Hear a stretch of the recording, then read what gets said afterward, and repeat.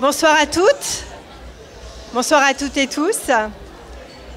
Bienvenue au point éphémère pour célébrer ensemble les 10 ans de la collection L'Envers des Faits. C'est une grande joie de vous voir si nombreuses, si nombreux ce soir. Je tiens d'abord à remercier donc très chaleureusement Paul Pasquali et Fabien Truong qui dirigent cette collection depuis ses débuts avec talent, engagement et une attention rare portée aux textes et aux autrices et aux auteurs. Je voudrais aussi saluer Stéphane Beau, qui a participé à la création de L'Envers des Faits aux côtés de Paul et Fabien et qui a contribué à son développement jusqu'en 2020. Un grand merci enfin à Mathieu Magnodex, qui nous fait la générosité et le grand plaisir d'animer cette soirée d'anniversaire. Merci Mathieu. Alors, L'Envers des Faits, c'est une collection majeure à la découverte qui affirme une vision forte des sciences sociales. Elle est ancrée dans l'enquête, soucieuse du réel, attentive aux formes et engagée dans le débat public. Elle a permis au fil des années à plusieurs autrices et auteurs, souvent pour un premier livre, d'inscrire leur travail dans un espace scientifique exigeant, tout en leur offrant la liberté d'écriture et la liberté d'adresse au-delà du seul champ académique. Je voudrais remercier ce soir toutes celles et ceux qui ont publié dans la collection. Ce sont vos textes, la solidité et l'originalité de vos terrains, la pertinence de vos objets et la rigueur de vos enquêtes qui font rayonner L'Envers des Faits et avec elle, la découverte. Un mot enfin pour les journalistes et pour les libraires qui ont accompagné ces livres, parfois dès les premières épreuves, et qui continuent de les défendre avec conviction, curiosité et fidélité. Je vous souhaite une très belle soirée d'anniversaire.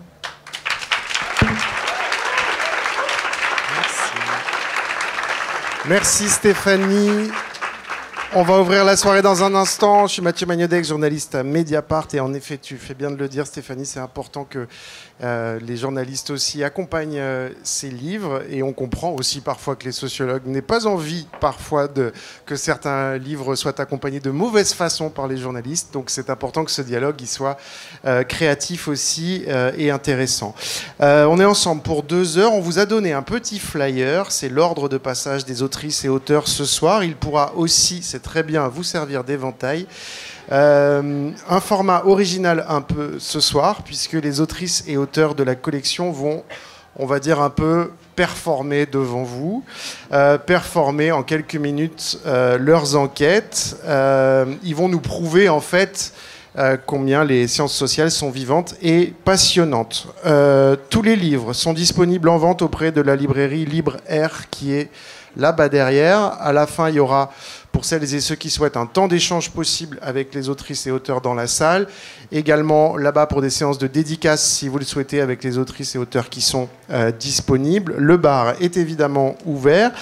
Et on va pouvoir donc lancer cette soirée. Je signale juste que les autrices et auteurs vont arriver pour la plupart par là-haut. Donc faites bien attention sur l'escalier, peut-être dégager l'escalier si ça vous est possible. Ils vont arriver aussi par ici. Donc faites bien, assurez-vous bien qu'il y a un petit passage qui reste pour que ce soit possible. Voilà, on va accueillir tout de suite. Le premier à parler, c'est Paul Pasquali et Fabien Truong, les co-directeurs de la collection L'Envers des Faits. Ils vont venir tous les deux.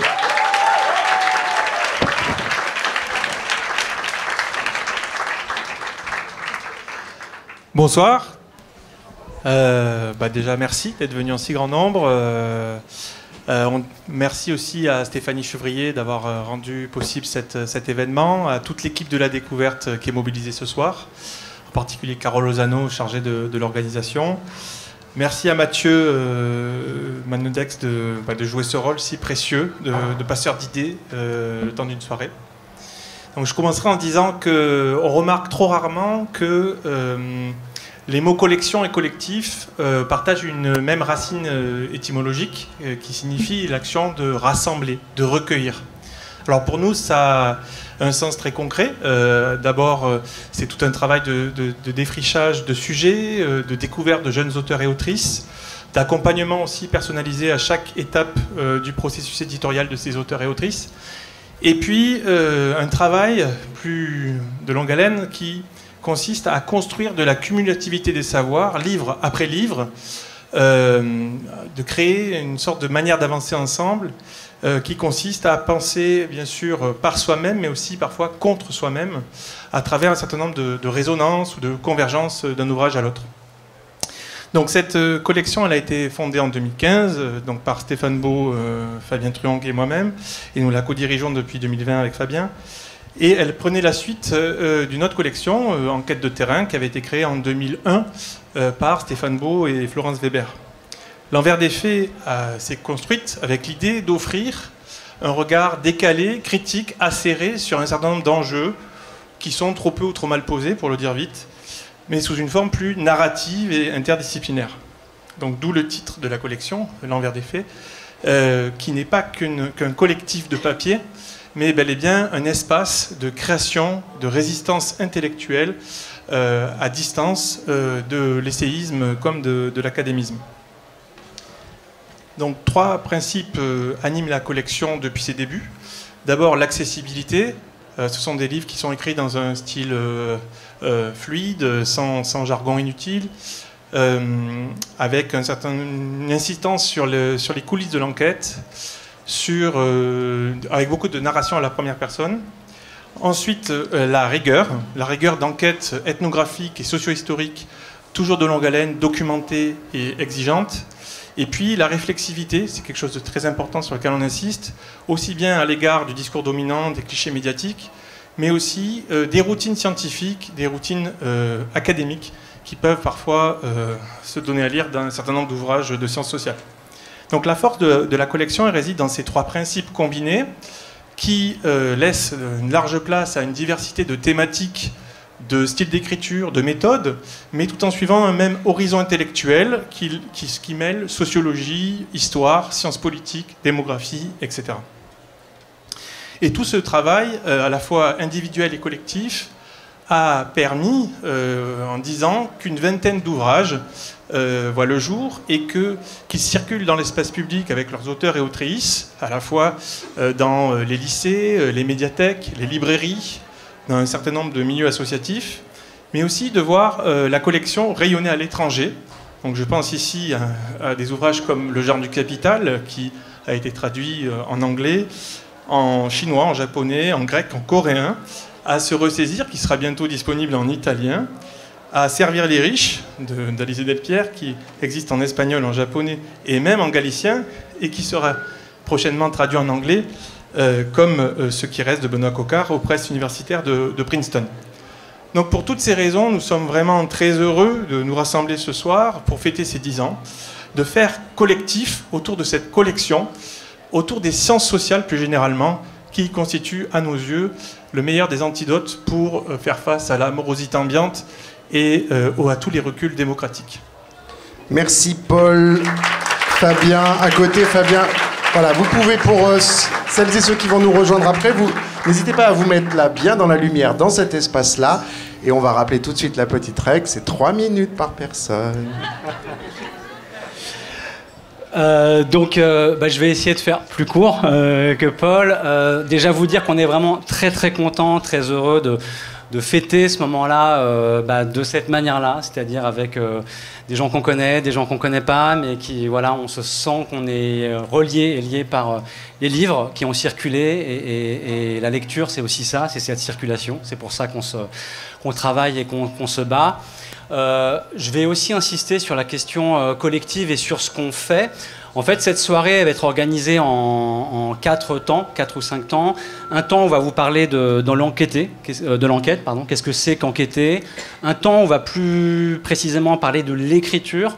Et 2 autres temps, on parlera de la transmission et de la place dans le débat public.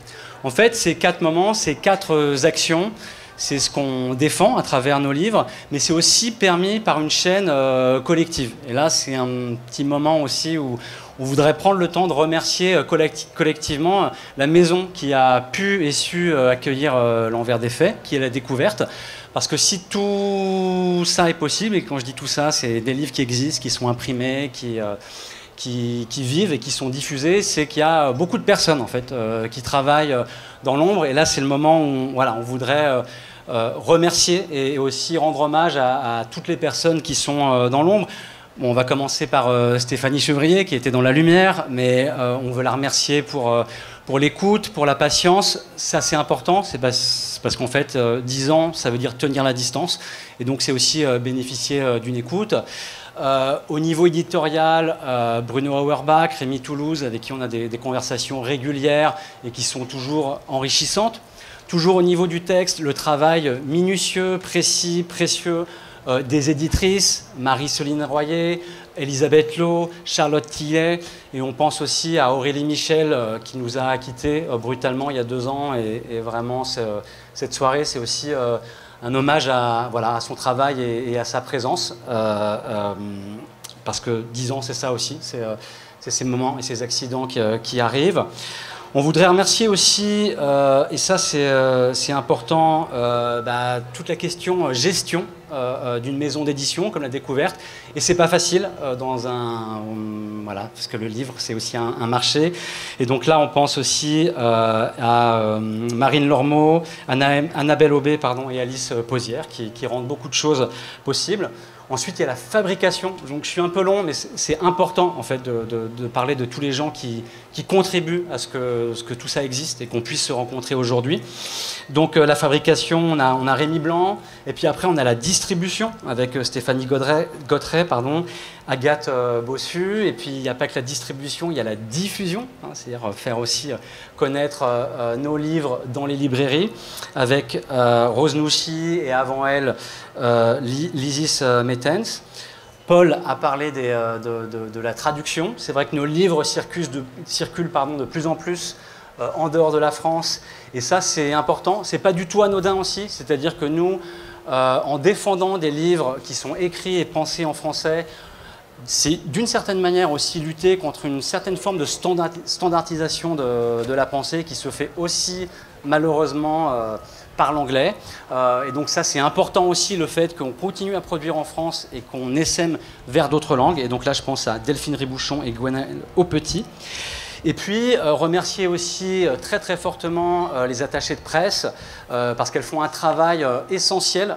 C'est pas facile de faire vivre nos livres dans la presse. Vous connaissez l'état du champ médiatique et on peut vraiment compter sur Carole Lozano et Pascal Iltis pour tenir en fait aussi vis-à-vis des médias notre ligne qui est une ligne à la fois, vous l'aurez compris, d'accessibilité mais aussi de rigueur. Donc vraiment merci pour ça. On veut aussi remercier Mounir Elmadj et Wafia Adouani qui sont les personnes qui littéralement nous accueillent dans la maison et qui accueillent les colis, qui accueillent les personnes et qui font aussi que tout ce travail est possible et qui le font avec bonne humeur et joie et c'est important aussi la joie quand on travaille à longue haleine. Et puis on voudrait remercier aussi les représentants et les représentantes.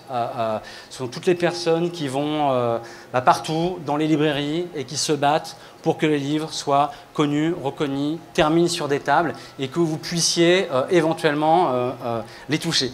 Donc bon, j'ai explosé les 3 minutes, mais je suis désolé, mais c'est important, vraiment important de rendre hommage à des gens qui travaillent beaucoup et qui sont peu reconnus. J'avais d'autres choses à dire, mais je crois que je vais abréger. Je voulais juste dire ce qui nous paraît quand même important, c'est qu'aujourd'hui, et c'est le contexte qui veut ça, nos livres ont une dimension et une charge politique. Pourquoi ils ont une charge politique? Parce que ce sont des livres en fait, qui luttent contre les obscurantismes, et tous les obscurantismes. Ce sont des livres qui en fait, s'inscrivent dans l'espace de la science. Ce sont des livres qui s'inscrivent aussi, au fond, dans l'espace de la transmission et de la curiosité et du décentrement. Et pour toutes les raisons politiques et contextuelles, eh bien, ce simple geste, c'est un geste politique. Enfin, c'est aussi un geste politique parce que ces livres-là, quand ils rencontrent des militants, des militantes, des enseignants, des enseignantes, des bénévoles, mais aussi des responsables publics et les responsables publics de plus en plus rares qui continuent en fait à lire des sciences sociales et à ne pas se baser sur le consulting ou le benchmarking pour orienter leur politique, eh bien là, il y a un rôle très très crucial de ces personnes-là. Donc pour toutes ces raisons, c'est politique. J'ai explosé le temps, j'arrête. On vous remercie vraiment du fond du cœur et on va commencer le stand-up. Merci à tous les deux. On va ouvrir une première séquence avec 4 autrices et auteurs qui sont pas très loin normalement. Voilà, vous pouvez nous rejoindre. Comment enquêter sur le proche ? Comment s'immerger dans une réalité sociale qui est familière, c'est-à-dire rentrer dans des mondes de l'intérieur qu'on a parfois connus, tout en gardant le recul et la distance que nécessite l'enquête. On va parler des pompiers, de la famille, des bandes de potes, de la campagne française et de la jet-set de New York à Saint-Tropez avec Romain Pudal, Rose-Marie Lagrave, Benoît Coquart et Ashley Mears. Merci de les applaudir.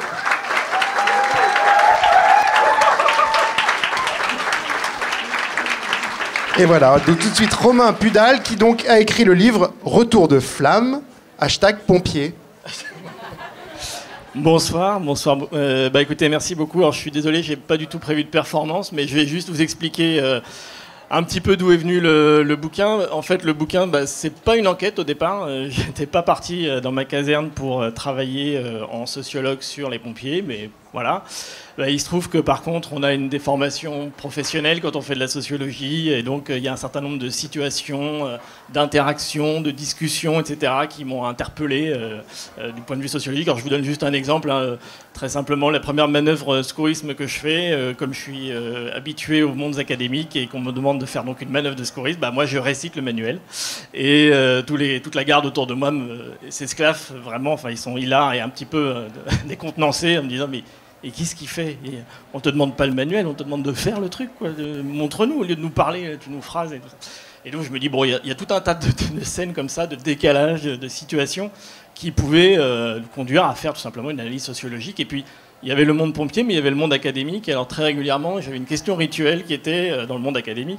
Et tes pompiers, qu'est-ce qu'ils pensent de ça? Alors qu'est-ce qu'ils pensent de Sarkozy? Qu'est-ce qu'ils pensent de la guerre? Qu'est-ce qu'ils pensent de Cahuzac, etc. Alors mes pompiers, donc c'est pas mes pompiers, mais mes collègues, effectivement, ils en parlaient beaucoup, ils disaient beaucoup de choses. Et j'étais dans une situation assez rare où on pouvait observer, discuter et avoir ça comme matériau, etc. Donc c'est devenu progressivement une enquête. Donc j'ai accumulé après, comme traditionnellement, des entretiens, des discussions, etc., etc. Et puis le livre arrive donc un peu après coup, c'est-à-dire que moi j'ai eu besoin quand même de me décaler, je pouvais pas être dans le milieu et écrire dessus, d'objectiver, c'était difficile. Mais voilà, ça s'est fait, et une des choses que j'ai beaucoup appréciées, c'est d'abord que la discussion éditoriale était toujours intéressante. Non mais c'est vrai, c'était des questions et pas des remises en question, donc ça permettait d'aller plus loin sur les questions de politisation, etc. Et par ailleurs, le style, je crois que Paul et Fabien en ont parlé, le style, le format permet des appropriations académiques, bien sûr, mais aussi non académiques. Et donc, suite à la parution du livre, j'ai eu énormément de pompiers de France et, voilà, qui m'ont écrit en me disant « je suis d'accord avec toi, je suis pas d'accord là-dessus, t'as raison, t'as pas raison, etc. » Donc c'était très intéressant, parce que c'était très... voilà, ça continuait d'une certaine manière la discussion et l'enquête sociologique sur un autre mode. Et j'ai même un collègue de ma caserne qui était particulièrement rugueux, particulièrement difficile d'accès, qui a fini un jour par se pointer en me disant « ouais, les gars, ils m'ont parlé de ton bouquin, j'ai jeté un œil et tout. Ouais, c'est vrai, t'as raison, fallait... Ouais, c'est bien de l'avoir dit. » Et puis il s'est barré, bon, c'était terminé. Mais je me suis dit, bon, j'ai peut-être pas dit que des bêtises dans le bouquin. Et voilà, donc je suis très content de cette expérience. Merci beaucoup. Merci Romain. On voit qu'il a été formé chez les pompiers, efficacité, concision. Et maintenant, j'accueille Rose-Marie Lagrave, autrice de Se ressaisir. Rose-Marie, prenez le micro. Enquêter sur sa famille et sur soi-même aussi, donc, en tant que transfuge. Oui, mais ça s'intitule enquêter au plus proche, et alors on ne peut pas faire au plus proche que moi, puisque j'ai enquêté sur mes 11 frères et sœurs. Donc c'est vraiment très très proche. Et justement, en enquêtant, j'ai expérimenté un registre singulier d'enquête, dans la mesure où je connaissais déjà le parcours de mes frères et sœurs. Et donc, je me suis aperçue qu'il y avait plusieurs manières de me répondre. Il y avait une manière qui était de passer sous silence un certain nombre de choses que je connaissais par ailleurs. Et il y avait une deuxième manière qui était de se pousser du col. Et ces deux choses, je les ai vues a posteriori parce qu'il fallait absolument, confronter les entretiens, donc l'histoire orale, avec les archives écrites, à la fois les archives du département du Calvados pour les résultats scolaires, mais aussi les archives familiales, les archives domestiques. Alors, j'ai se taire pour certains de mes frères et sœurs à propos de certains événements a été la façon la plus courante de lisser sa trajectoire et de la faire correspondre le plus possible à ce qu'il pensait être acceptable par la morale familiale, je dirais. Et par exemple, deux de mes sœurs ont eu des avortements et ne le disent absolument pas en entretien. Et pour l'une d'entre elles, c'était avant que la loi sur l'avortement ne pénalise plus l'avortement. C'était moi qui lui avais trouvé clandestinement une gynécologue. Et la seconde m'avait fait cet aveu en me disant « Surtout, tu ne dis rien à la famille ». Donc, voilà, il y a des silences familiaux qui se comprennent à la lumière de la mise en concurrence des membres de ma fratrie qui ont été suscités par l'enquête orale. Et au fil des entretiens, j'ai noté les approximations ou falsifications de certains événements. En plus d'une occasion, pendant les entretiens, je me suis surprise à penser combien les remémorations étaient imprécises, reconstruites, en me demandant à chaque fois, mais quel crédit je pouvais donner à ces significations et ces informations. Parce que je me disais aussi, telle n'est pas la question. Ce n'est pas faire crédit ou pas. Je ne voulais pas faire la vérité sur ma famille, mais essayer de voir comment elle était vécue subjectivement selon la place qu'on occupe dans la fratrie. Donc ces silences posent plus largement la question de savoir si là où le sociologue s'arroge ou non le droit de rapatrier dans l'enquête des faits connus mais passés sous silence par les enquêtés, car il me semble que c'est outrepasser le contenu de l'entretien, ça peut nuire aux enquêtés. Donc, dans mon cas, prendre en compte ces non-dits eût été dévoiler des secrets de famille ou, à tous les moins, ça s'était vécu comme une trahison. Alors, la deuxième façon de me répondre, c'est de se faire valoir et de considérer l'entretien comme une opportunité pour dévoiler et réparer ce qui est tenu comme une injustice. L'une de mes sœurs, qui a été collée au bac, insiste dans l'entretien en me disant, pendant toute ma scolarité, j'ai eu les encouragements et les félicitations. Je retrouve son carnet scolaire aux archives et je vois qu'elle a eu une fois des encouragements. De même, elle me dit en entretien, comme nous étions toutes boursières d'État, quand j'ai été collée au bac, j'ai plus de bourse. Donc, j'ai pas pu redoubler. Et elle me dit, mais en plus, maman n'a jamais même écrit pour essayer qu'on ait quand même une bourse. Et bon, je la crois sur parole et je regarde le dossier scolaire, je m'aperçois que ma mère a écrit 3 fois pour qu'elle ait une bourse. Et ensuite, mon frère, lui, a saisi l'occasion de l'entretien pour reconstruire sa trajectoire devant moi, en reconvertissant son échec dans les études supérieures. Il avait commencé des études de médecine et au bout d'un an, il a arrêté. Et là, il a reconverti son échec en vocation précoce pour le métier d'agriculteur. Alors, c'est faute de mieux qu'il est devenu agriculteur. Donc, se pousser du col en entretien est ainsi une petite revanche sur la perception négative que mon frère et ma sœur disent avoir été l'objet de la part des autres membres de la famille, alors que cette perception est démentie par les sources écrites.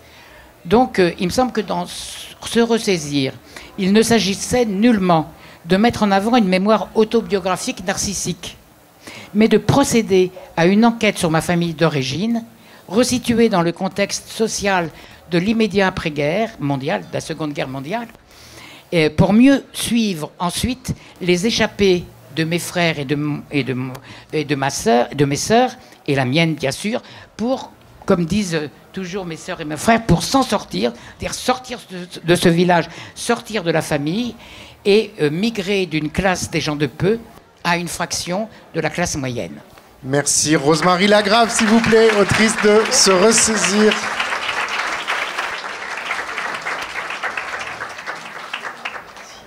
Et j'accueille Benoît Coquard, auteur de Ceux qui restent, enquêtés dans des bandes de potes dans les campagnes. Ouais, bonsoir. Alors, j'ai écrit. Je vais vous parler d'une soirée un peu comme une autre. C'est quelque part en Haute-Marne. On est assis sur un canapé. On boit l'apéro chez un couple d'ouvriers. Donc il y a Eric qui est assis à côté de Vanessa. C'est sa nouvelle compagne à l'époque. Et il y a 3 autres gars et une fille qui sont là aussi. On a un verre de whisky et de pastis à la main. Ça parle de la buvette du club de foot. Et de l'argent qui en aurait été détourné par un ancien ami à eux. On se répète que ce traître a finalement mis l'affaire sur le dos d'un gars de la bande. Et puis la soirée s'écoule comme ça. L'alcool délie les langues, mais surtout la configuration de notre petit clan prête à la confidence. Alors on commence à dévoiler les histoires intimes, par exemple, de couples impliqués dans ce conflit de la buvette. Puis, il arrive un moment où Eric s'apprête à me resservir à boire. Donc on est déjà tous bien amochés, on va dire. Et il s'arrête et me fixe. Et il me dit, le problème avec toi, c'est qu'on ne sait pas ce que tu penses. Et Vanessa, sa compagne, renchérit. C'est vrai, t'es avec nous, mais on ne sait pas vraiment si t'es que avec nous. Et alors là, je vais mettre un peu de temps à regarder en face, en fait, ce qui s'est joué à ce moment-là. Parce qu'au fond, j'étais trop préoccupé par le fait qu'ils remettent en cause ma place auprès d'eux. Et il faut comprendre que, pour moi, cette enquête, ça représentait un moyen, enfin aussi un moyen, de continuer à faire partie d'un monde que j'ai quitté en devenant un étudiant. Et si j'ai adopté l'ethnographie comme méthode, c'était en partie au moins pour cette quête d'une appartenance qui se terminait. Donc c'est dans ce genre de situation que la pratique de la sociologie, elle donne les clés, à mon sens, d'une réflexivité libératrice. Elle permet d'apaiser notre rapport au monde social en interrogeant avec méthode la place qu'on y occupe. Et je crois que l'enquête de terrain, quand on persévère, elle nous permet finalement de convertir notre regard. Elle nous place du point de vue de celles et ceux qui vivent les faits dont nous dissertons. Et en retour, elle permet de traduire des existences dans la langue d'autres mondes sociaux, en l'occurrence du nôtre, celui des lecteurs, lectrices de sciences sociales. Bref, tout ça pour vous dire qu'à force de faire partie des bandes de potes, d'être pris moi-même dans des conflits de loyauté, et même de ressentir en fait la force de cette appartenance solidaire et exclusive, j'ai fini par comprendre quelque chose. C'est quand Vanessa me demandait d'être que avec nous, enfin avec eux, enfin avec nous, bref, ça c'est toute la question. Donc avec les meilleurs mots, ceux de la pratique, Vanessa m'expliquait ce qu'il fallait regarder. Le questionnement de loyauté que suscitait chez elle et d'autres ma posture ambiguë de sociologue et ami révélait plus sûrement qu'un sondage la conscience collective de ces classes populaires.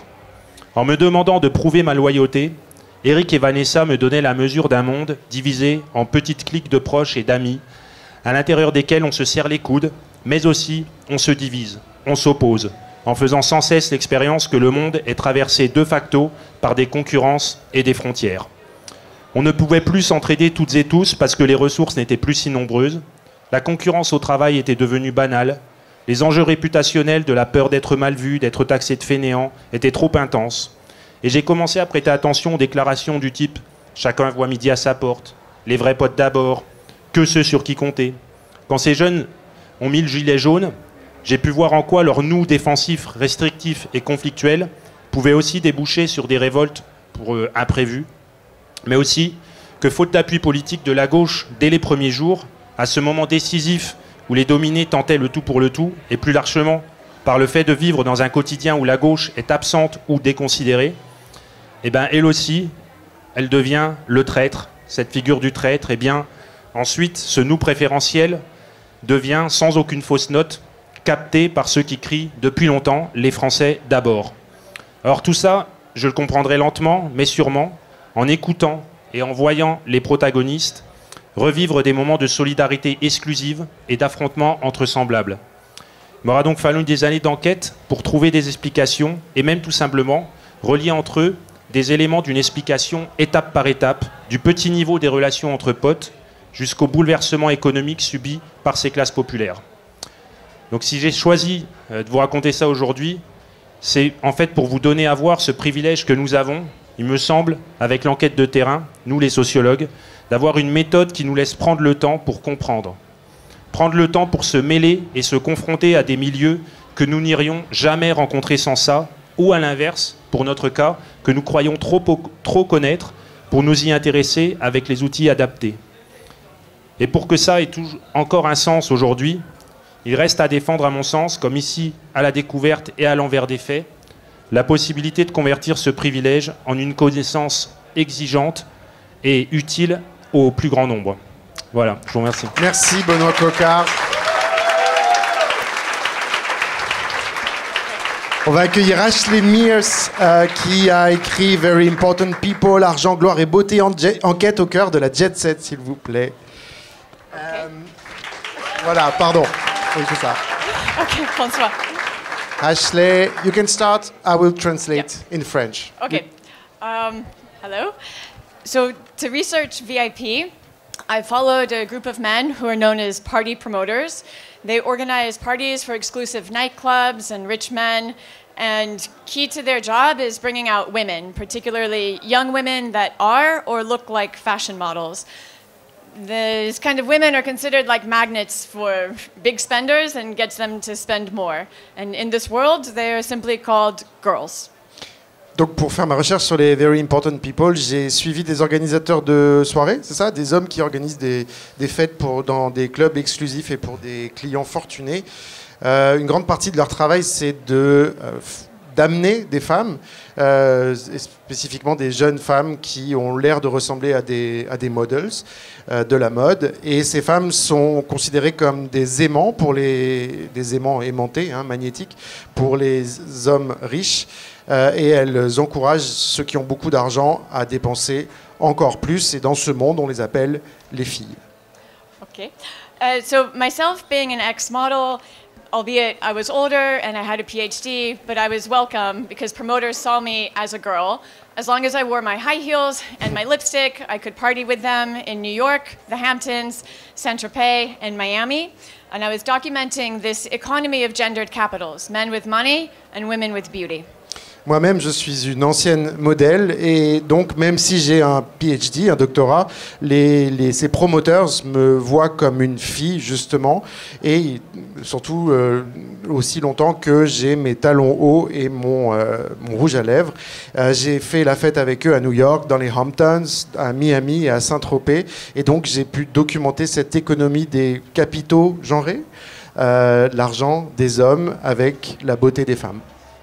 Okay, so one night I was out in Miami with a club promoter and he introduces me to two rich men. I don't think very much of it, but a couple of hours later, the promoter that I was there in Miami to see explained that he would be leaving early, cutting short our trip, to fly on a private plane from those two men. And those two men had already chosen which girls they wanted aboard the private plane with them.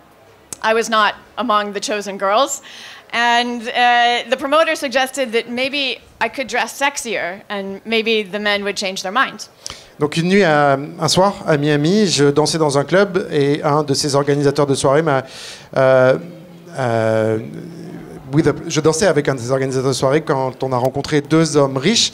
J'y réfléchissais pas beaucoup, mais quelques heures après, il m'a dit qu'il allait repartir à New York 2 jours plus tôt que prévu sur le jet privé de ces hommes et qu'ils avaient invité cet homme et 4 filles à venir avec eux. Ils avaient déjà choisi les filles qui voulaient venir dont ils voulaient qu'elles viennent avec eux.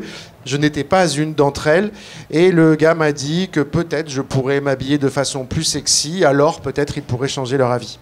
Okay, so back when I was a student getting my PhD, I had a professor who had told me that all of social life is like high school, which means that social hierarchies reminiscent of sitting at the high school cafeteria reappear in all walks of life. Now, he was talking about academia, but I think that this idea applies broadly. Doing an ethnography of the elites as a girl felt like being back in the high school cafeteria. How should I dress? What should I look like in order to get a seat at the table or on the private plane? It's this painfully familiar yearning to be included and the fear of being excluded. En fait, c'est assez frappant, mais quand je faisais mon doctorat, un de mes professeurs m'a dit, tu sais, en fait, toute la vie sociale, c'est comme le lycée. C'est-à-dire que toutes les hiérarchies sociales qui se jouent dans la cafétéria, dans la cantine du lycée, réapparaissent dans tous les segments de la vie. Et là, il parlait de l'université, mais en réalité, ça s'applique à tous les secteurs et tous les domaines de la vie. Et c'est vrai que faire une ethnographie sur les élites, ça ressemble à... Finalement, c'est comme un retour au lycée. Je me demandais comment je dois m'habiller, comment je dois avoir l'air de quoi pour pouvoir être accepté finalement dans ce cercle ou dans un avion privé. Et donc, c'était des choses extrêmement yearnings, je ne sais pas ce que c'est. Ça me rappelait des choses extrêmement familières et cette peur de l'exclusion qu'on ressent justement dans ce monde du lycée. Okay, so I often think of the VIP club circuit. It's a world that is owned and operated by men and for men, but on the invisible labors of girls. This raises a question. Why do women consent to participate in such a system? My answer is that proximity to power can feel bad, but oftentimes it feels quite good. The allure of being included in a scene, even when you know that it's problematic. And I think that those emotional allures that are so well captured by ethnographers are very important for anybody to do a critical analysis of power. Because power, we know, works not just through domination, but also through pleasure. Alors je dis souvent que cette espèce de monde global, de circuit global des VIP, ce club renfermé, est possédé et opéré par les hommes, pour les hommes, mais au détriment des femmes et des filles. Et cela pose une question, pourquoi les femmes alors consentent à participer à ce système? Moi, ma réponse, c'est que la proximité du pouvoir peut avoir l'air pas très intéressante ou mauvaise, mais qu'en fait, c'est plutôt pas mal et c'est plutôt agréable. Et qu'il y a ce sentiment, il y a cette espèce de allure, il y a cette espèce de... How do you translate allure? Glamour, seduction. Ouais, une espèce de glamour, de rentrer dans cette scène, même quand vous savez que c'est problématique. Et je crois que c'est justement cette sorte de séduction émotionnelle qui est très bien capturée par l'ethnographie, qui est essentielle pour déconstruire toute analyse critique du pouvoir, parce que le pouvoir ne fonctionne pas seulement à travers la domination, mais aussi via le plaisir. Merci. Ashley.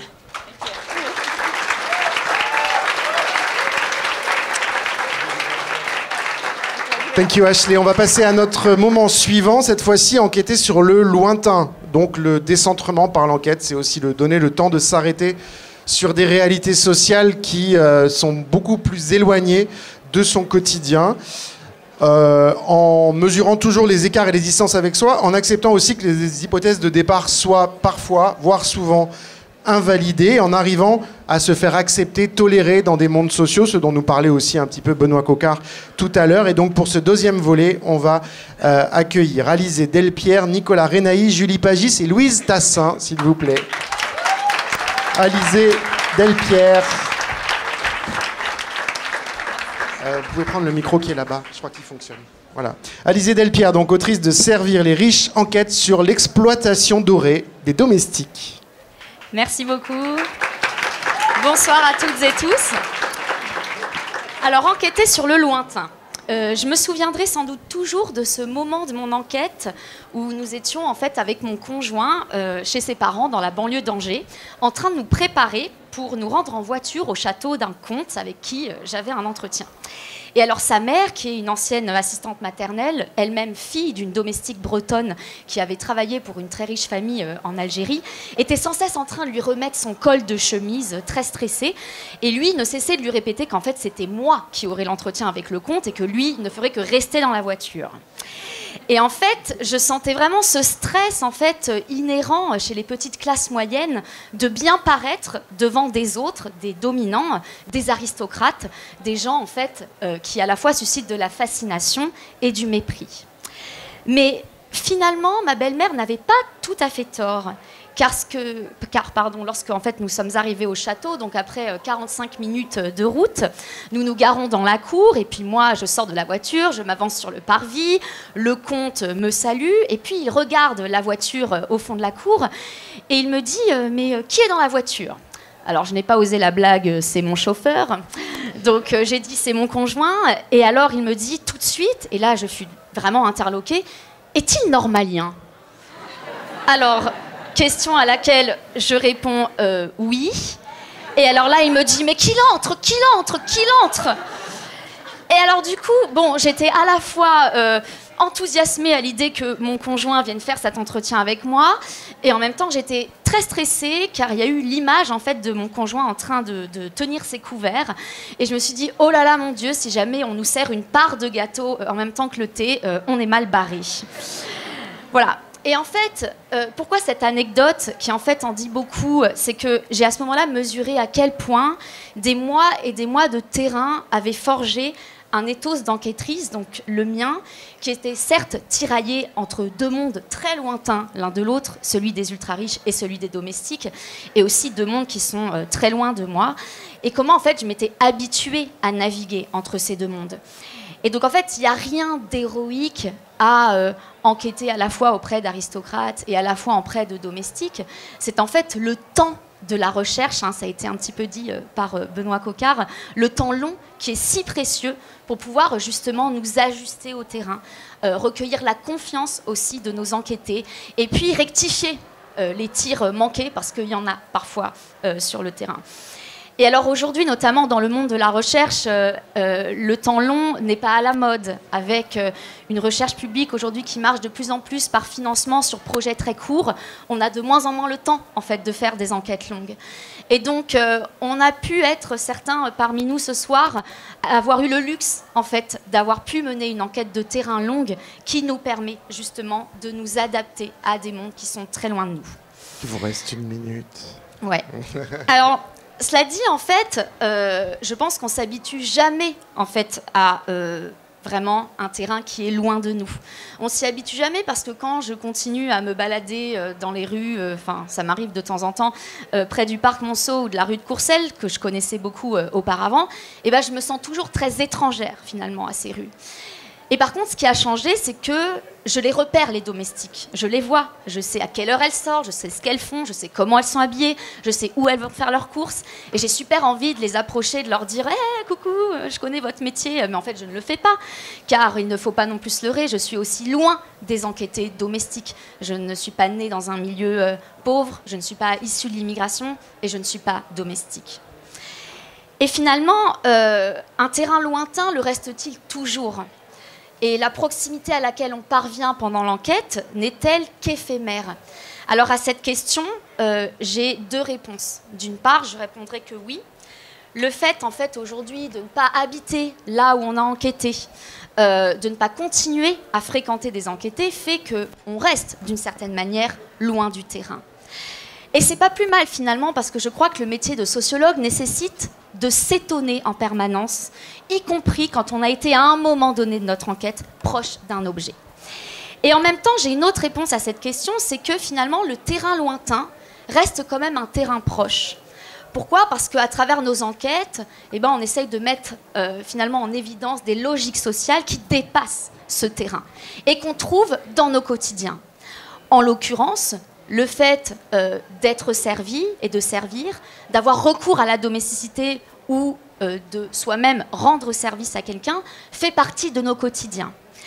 Et donc, quand j'écoute cette collègue, par exemple, qui doit rendre visite à son père vieillissant pour lui donner de l'attention, ou quand je vois les babysitters aux sorties d'école, ou quand je demande au livreur Deliveroo à quel étage de l'immeuble il se rend, ou quand je discute des fins de mois avec une amie qui enchaîne les ménages, et puis quand je lis encore aujourd'hui des mails de lecteurs qui prennent en charge le travail domestique ou qui le délèguent, je me dis que le terrain lointain n'est en fait pas si loin de nous, car le lointain révèle peut-être aussi ce qui est bien proche de nous et qu'on ne voyait pas ou qu'on ne voulait pas voir.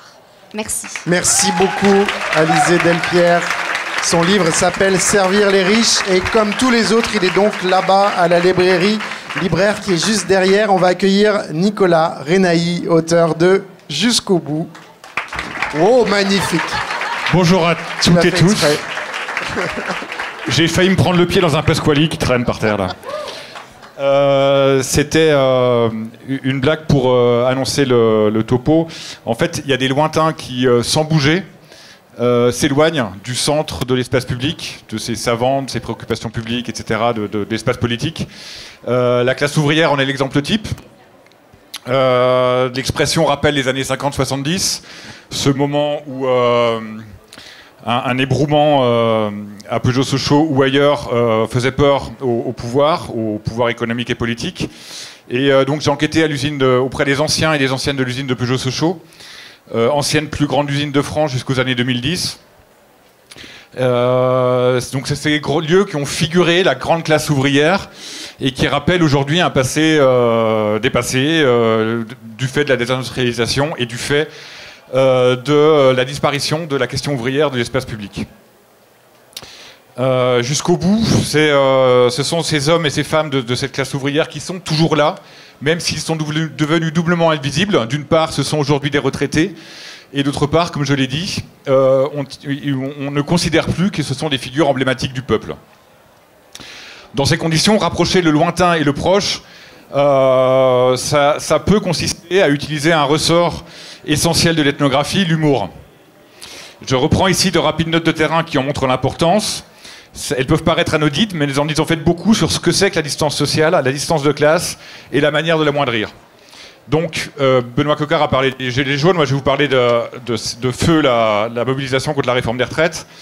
Le 7 mars 2023, c'est la 6e journée d'action contre la réforme des retraites dans le pays de Montbéliard, après avoir passé la journée qui précède à préparer les manifestations à l'UL-CGT, défilés, prises de parole, chants, etc., tout le côté technique de la préparation des manifestations. On s'est couché à minuit pour finaliser une dernière banderole, et on se lève à 3h pour être avec Christian Corouge sur les ronds-points à 4h du matin, pour bloquer les arrivées à l'usine. Retour chez lui à 11h30 pour un repas collectif. Après m'être fait copieusement charrier d'un télo fatigué à ne rien faire, Martine, la copine de Christian, me dit de me dépêcher, car Christian trouve que je suis toujours trop long à me préparer. Donc les rapports au corps et au temps d'un militant ouvrier et d'un sociologue sont radicalement différents, et le niveau d'intensité de ces retraités-là m'épuise. Et je me fais donc régulièrement chambrer, j'ai pris une anecdote mais il y en a plein dans l'enquête, sur ma fatigue, ma lenteur, ma maladresse, mon besoin de sommeil, etc.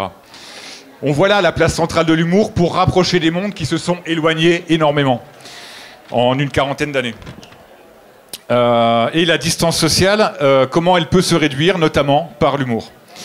C'est l'opposition classique entre intellectuel et manuel qu'il y a derrière. Moi aussi, je ne suis pas de ce monde ouvrier, mais je joue ce jeu-là de l'autodérision en acceptant les blagues, en surenchérissant, en faisant le Pierre Richard comme je l'ai fait tout de suite. Et leur moquerie, en fait, le sens que ça a, c'est le fait que ça vient souligner l'exceptionnalité de ma présence aujourd'hui. Un sociologue, ça fait des entretiens, ça écrit des livres, ça parle bien. J'arrive sur le terrain après Stéphane Beau, ici présent, qui parlera tout à l'heure, et Michel Pialou, également ici présent.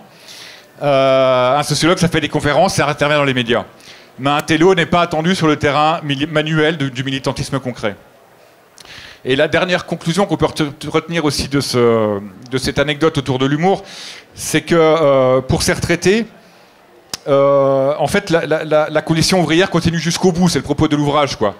C'est-à-dire qu'ils ont subi toute leur vie des conditions, surtout en tant qu'OS, de dureté des conditions de travail, les maladies, les séquelles, les deuils, etc. Et pour eux, et elles aussi, l'humour est essentiel.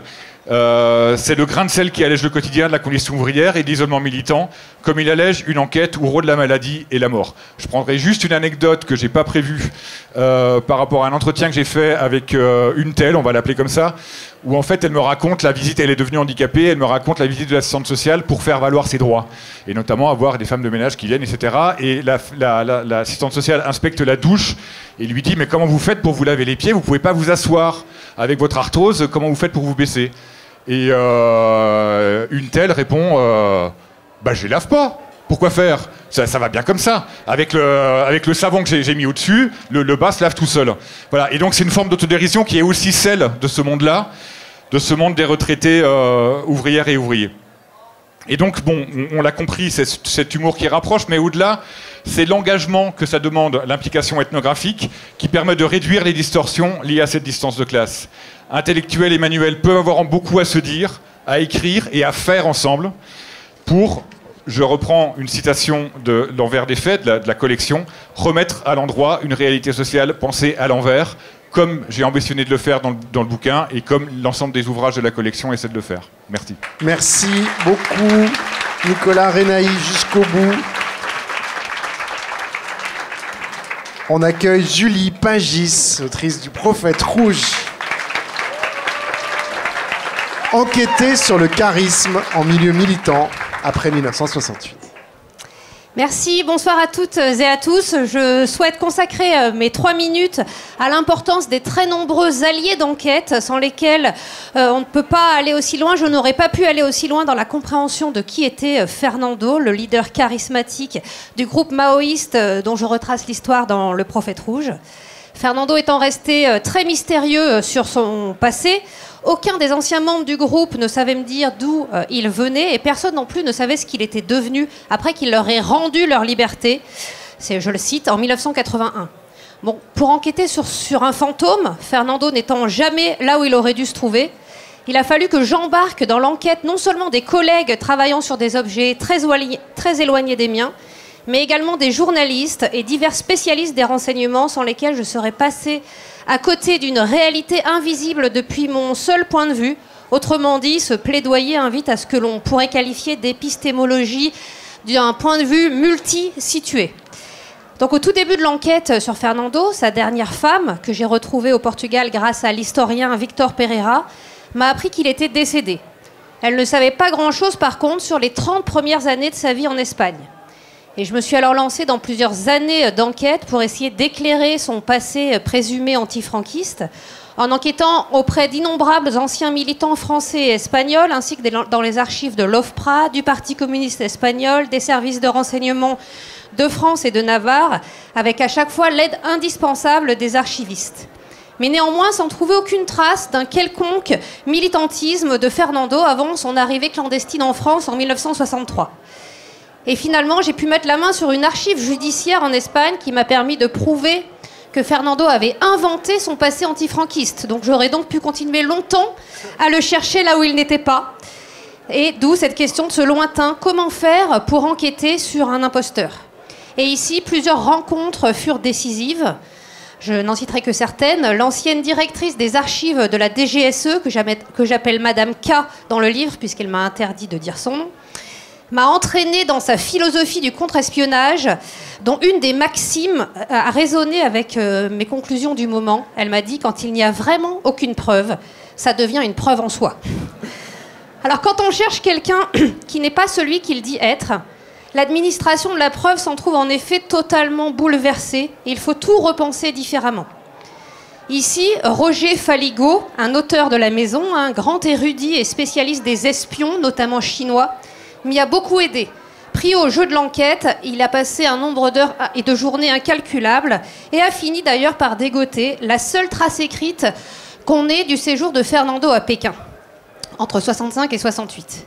C'est ensuite divers spécialistes du renseignement, des journalistes d'enquête, d'anciens des RG ou de la DST, qui m'ont permis de décoder certaines archives que personne d'autre, même des historiens spécialistes du renseignement, n'avait réussi à lire. Et enfin, c'est toute une nouvelle bibliothèque d'ouvrages que m'ont conseillé des collègues historiens français et espagnols, Par exemple, je pense à l'autobiographie d'un espion franquiste ou encore au livre que m'a conseillé Paul Boulan sur la trajectoire d'un infiltré dans les luttes ouvrières du début du XXe siècle aux États-Unis. Un très beau livre qui s'appelle Briseur de grève. Donc cette nouvelle bibliothèque m'a permis de repenser la trajectoire de Fernando dans un tout autre espace de référence qui m'était extrêmement lointain, celui des imposteurs et des zones grises de l'espionnage, dans lesquelles finalement la trajectoire de Fernando entrait davantage en résonance que celle des familles de trajectoires militantes qui m'étaient connues. Donc si les livres en sciences sociales reposent toujours sur du collectif et des alliés d'enquête, il me semble que lorsqu'on enquête sur quelqu'un qui se fait passer pour quelqu'un d'autre, cette intelligence collective de l'épistémologie d'un point de vue multisitué est indispensable pour démystifier l'imposteur et sociologiser l'imposture. Merci. Merci Julie Pagis, le prophète rouge. On accueille maintenant Louise Tassin qui va publier Comme on les enferme en août. C'est ça, non, c'est début 2026. Ouais, début 2026. Une enquête dans les centres de rétention à Paris, Lampedusa et Lesbos. C'est ça. Merci. Bonsoir à toutes et à tous. Donc effectivement, dans mon livre qui paraîtra début 2026, je reviens, j'étudie, j'analyse les pratiques quotidiennes, ordinaires des centres de rétention administrative, qui sont les lieux dans lesquels sont enfermés les étrangers en situation irrégulière. J'ai travaillé sur la France, l'Italie et la Grèce, et j'ai enquêté par immersion dans chacun de ces lieux.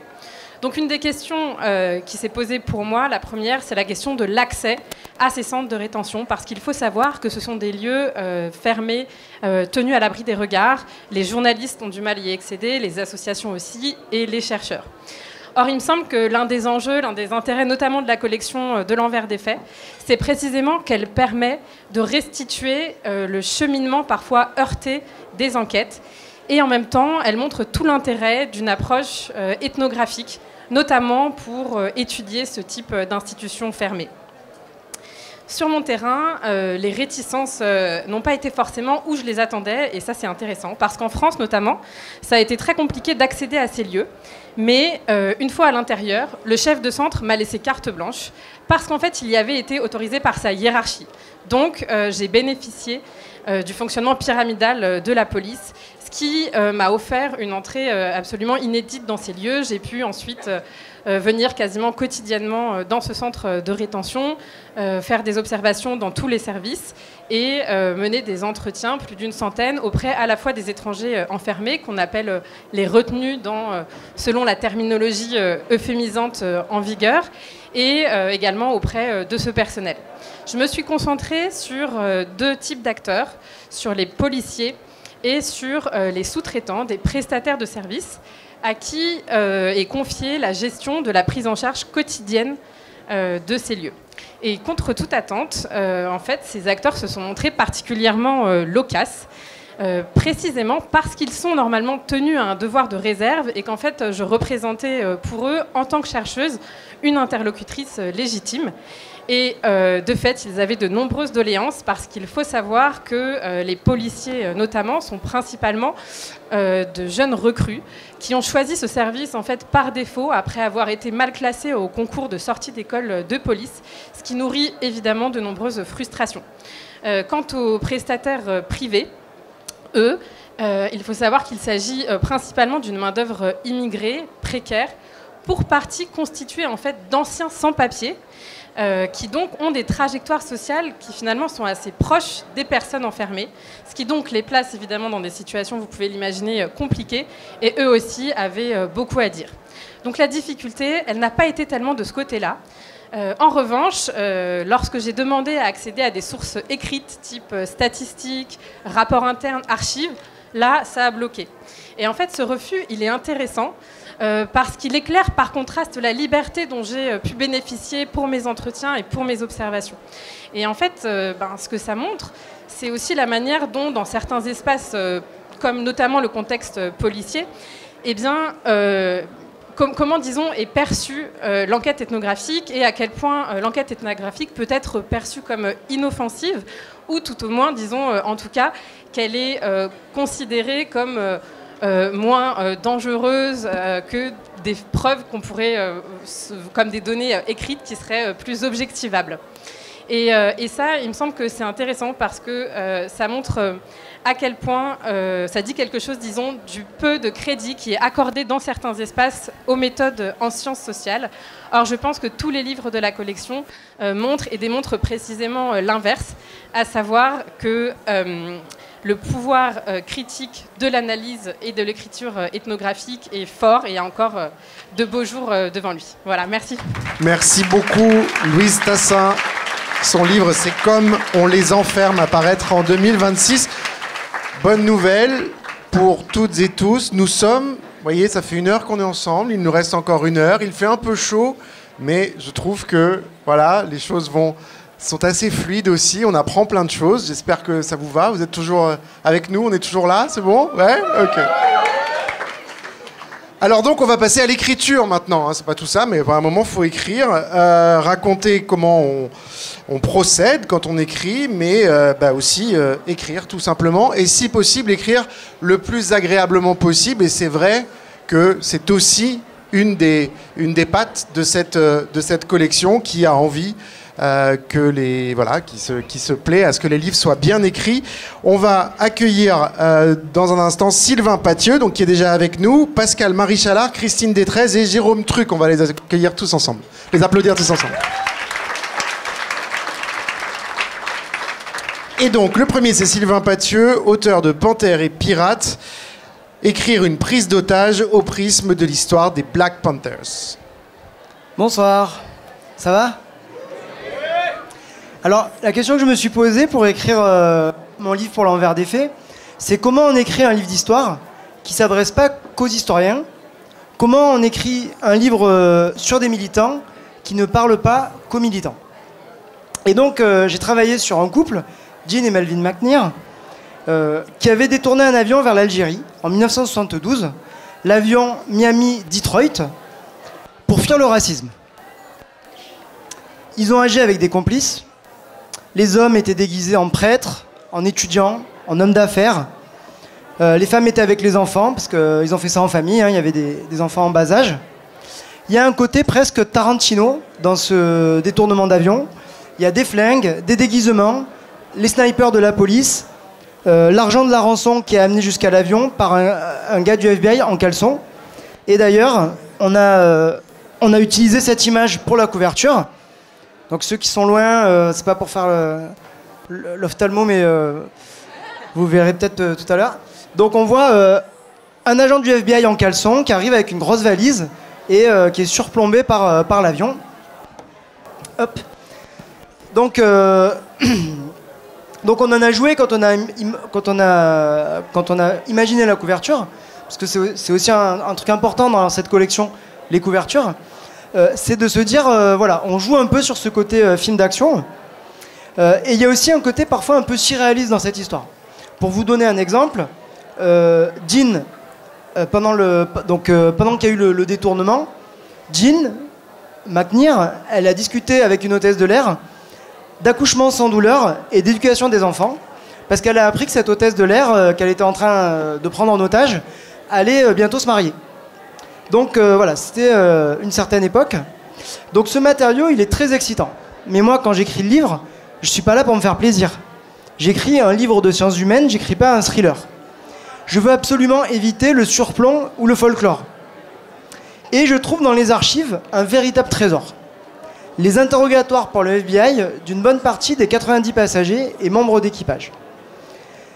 En plus, c'est traduit en français, ce qui est bien parce que j'ai un très bon niveau en anglais, mais quand même.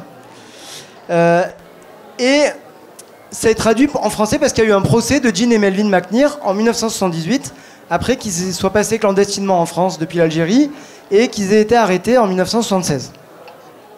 Alors pour eux, ce braquage, c'est un événement fondamental. Ils n'ont plus jamais revu leur pays après. C'est un acte aussi qui concentre toute une atmosphère. La désertion de Melvin par rapport à la guerre au Vietnam, leur sympathie pour les Black Panthers même si ils ont connu un certain nombre de désillusions progressives par rapport à ce mouvement. Et aussi les liens qu'ils ont noués avec des complices qui venaient de milieux sociaux très différents d'eux et qui étaient passés par la délinquance et par la prison. Il y a aussi la peur et la souffrance des gens qui sont pris en otage. Et bien, grâce aux interrogatoires, j'ai une vision kaléidoscopique de cet événement. Un peu comme si j'avais une caméra et que je filmais plein de points de vue différents, que je passais de point de vue en point de vue. Donc, le passager qui dormait, celle qui a dissuadé son mari de prendre les pirates en photo, celui qui a discuté avec eux en allant aux toilettes. Mais il y a aussi un certain nombre de préjugés racistes qui ressortent et qui m'intéressent. Parce que mon but, c'est pas de faire un biopic ambiance Black Panthers, mais c'est d'historiciser la race et le racisme des deux côtés de l'Atlantique. Il te reste moins d'une minute. Ouais. Bref, j'ai une mine d'or entre les mains, mais la question, c'est qu'est-ce que j'en fais? Or, il se trouve que je suis à la fois historien et écrivain, et d'habitude, je cloisonne à mort. Parce que d'un côté, j'ai une activité d'historien qui a pour but de démontrer, et de l'autre côté, une activité d'écrivain qui est une sorte de geste poétique. Mais Paul et Fabien m'ont bien fait comprendre qu'ils espéraient que j'écrive mon livre d'historien en n'oubliant pas que je suis aussi écrivain. Alors, pour la première fois, j'ai laissé le souffle de ma pratique romanesque inspirer l'écriture de ce passage, et j'ai fait un chapitre enlevé qui mêle tout ça, l'acmé d'une situation qui est devenue intolérable pour Jean, Melvin et leurs complices, les points de vue différents des passagers, la violence, les aspects spectaculaires et d'autres presque comiques, les espoirs placés dans l'arrivée en Algérie, qui était quand même le pays qui avait vaincu le colonisateur français, les enfants au milieu de tout ça, et pour résumer, la situation inextricablement sociale, raciale et genrée de cette histoire. Il en résulte un des textes que je suis le plus fier d'avoir écrit, où je mêle l'analyse historique et le plaisir d'écrire, avec, j'espère, du rythme dans l'écriture, et j'espère aussi que ce plaisir il est partagé par les lecteurs et les lectrices, parce que réfléchir à l'écriture d'une enquête, c'est aussi essayer de partager ce que ça peut avoir de stimulant et d'excitant. Merci beaucoup Sylvain, Pathieu, Panthère et Pirate, donc disponible comme tous les autres livres là-bas. Et maintenant j'accueille Pascal Marie-Chalard. Son livre s'appelle « Qui a tué les verriers de Givors ?» Bonsoir. Alors, l'histoire de ce livre, elle commence pour moi un jour, je crois que c'était en 2014. À l'époque, j'habitais à côté de chez Paul Pasquali. Et on se retrouvait tous les dimanches pour boire un café au marché. Et on parlait de pas mal de choses, et notamment de beaucoup de sciences sociales. Et il me dit, voilà, je suis en train d'envisager de lancer une collection à la découverte. Est-ce que tu crois que tu as un projet de livre par rapport à ton enquête? Et moi, j'avais bien une enquête que je faisais depuis quelques années, mais il me dit, ah non, mais ça va pas faire un livre qui va être accepté par la découverte, ça va pas se vendre, ça va pas... Voilà. C'est une histoire de verriers qui travaillent dans une usine à Givors. Givors, une ville qui est célèbre principalement pour l'autoroute A60, j'ai oublié le numéro d'ailleurs, qui la traverse et où personne ne s'arrête. Ces verriers se sont battus il y a 20 ans pour garder l'usine ouverte quand un fonds de pension a voulu la fermer, alors qu'elle était rentable. Ils n'ont pas réussi et après ils se sont lancés dans un deuxième combat pour faire reconnaître l'origine professionnelle de leur cancer, puisqu'ils étaient en train de mourir les uns après les autres. Et alors c'est une histoire, en fait, c'est le genre d'histoire dont on n'entend plus trop parler dans la presse, dans les médias, sauf sur certains médias, hein, et qui était pourtant une histoire tragique, importante, parce que moi ce que je voyais c'était que les ouvriers, à la fois ils étaient extrêmement attachés à leur travail, ils auraient voulu que cette usine reste ouverte, et si elle rouvrait, ils seraient repartis travailler là-bas avec joie, et en même temps ils disaient que c'était horrible les conditions de travail et que c'était en train de les tuer les uns après les autres.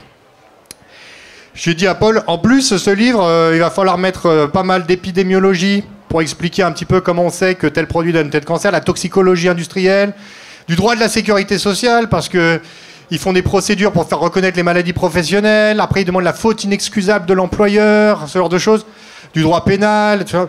Donc ça va être vraiment quelque chose de très très dur à faire ingurgiter, et donc je vois pas du tout si ça peut marcher. Et là, Paul, ma surprise, m'a dit, bah vas-y, fonce, fais un synopsis et propose ça à la découverte. C'est ce que j'ai fait. Et bien sûr, la découverte a dit, ah non, mais non, ça... pas du tout. Et en fait, c'est à partir de ce moment-là qu'a commencé un travail avec les directeurs de la collection, avec les éditrices et éditeurs de la découverte, pour proposer quelque chose qui soit plus facile à rentrer dedans, à plus un récit, etc. Et ça rejoignait en fait des préoccupations que j'avais depuis longtemps, parce que je me souviens que même pour ma thèse, que j'avais faite, que j'ai soutenue en 2011, au moment de commencer à l'écrire, j'arrivais pas du tout à l'écrire.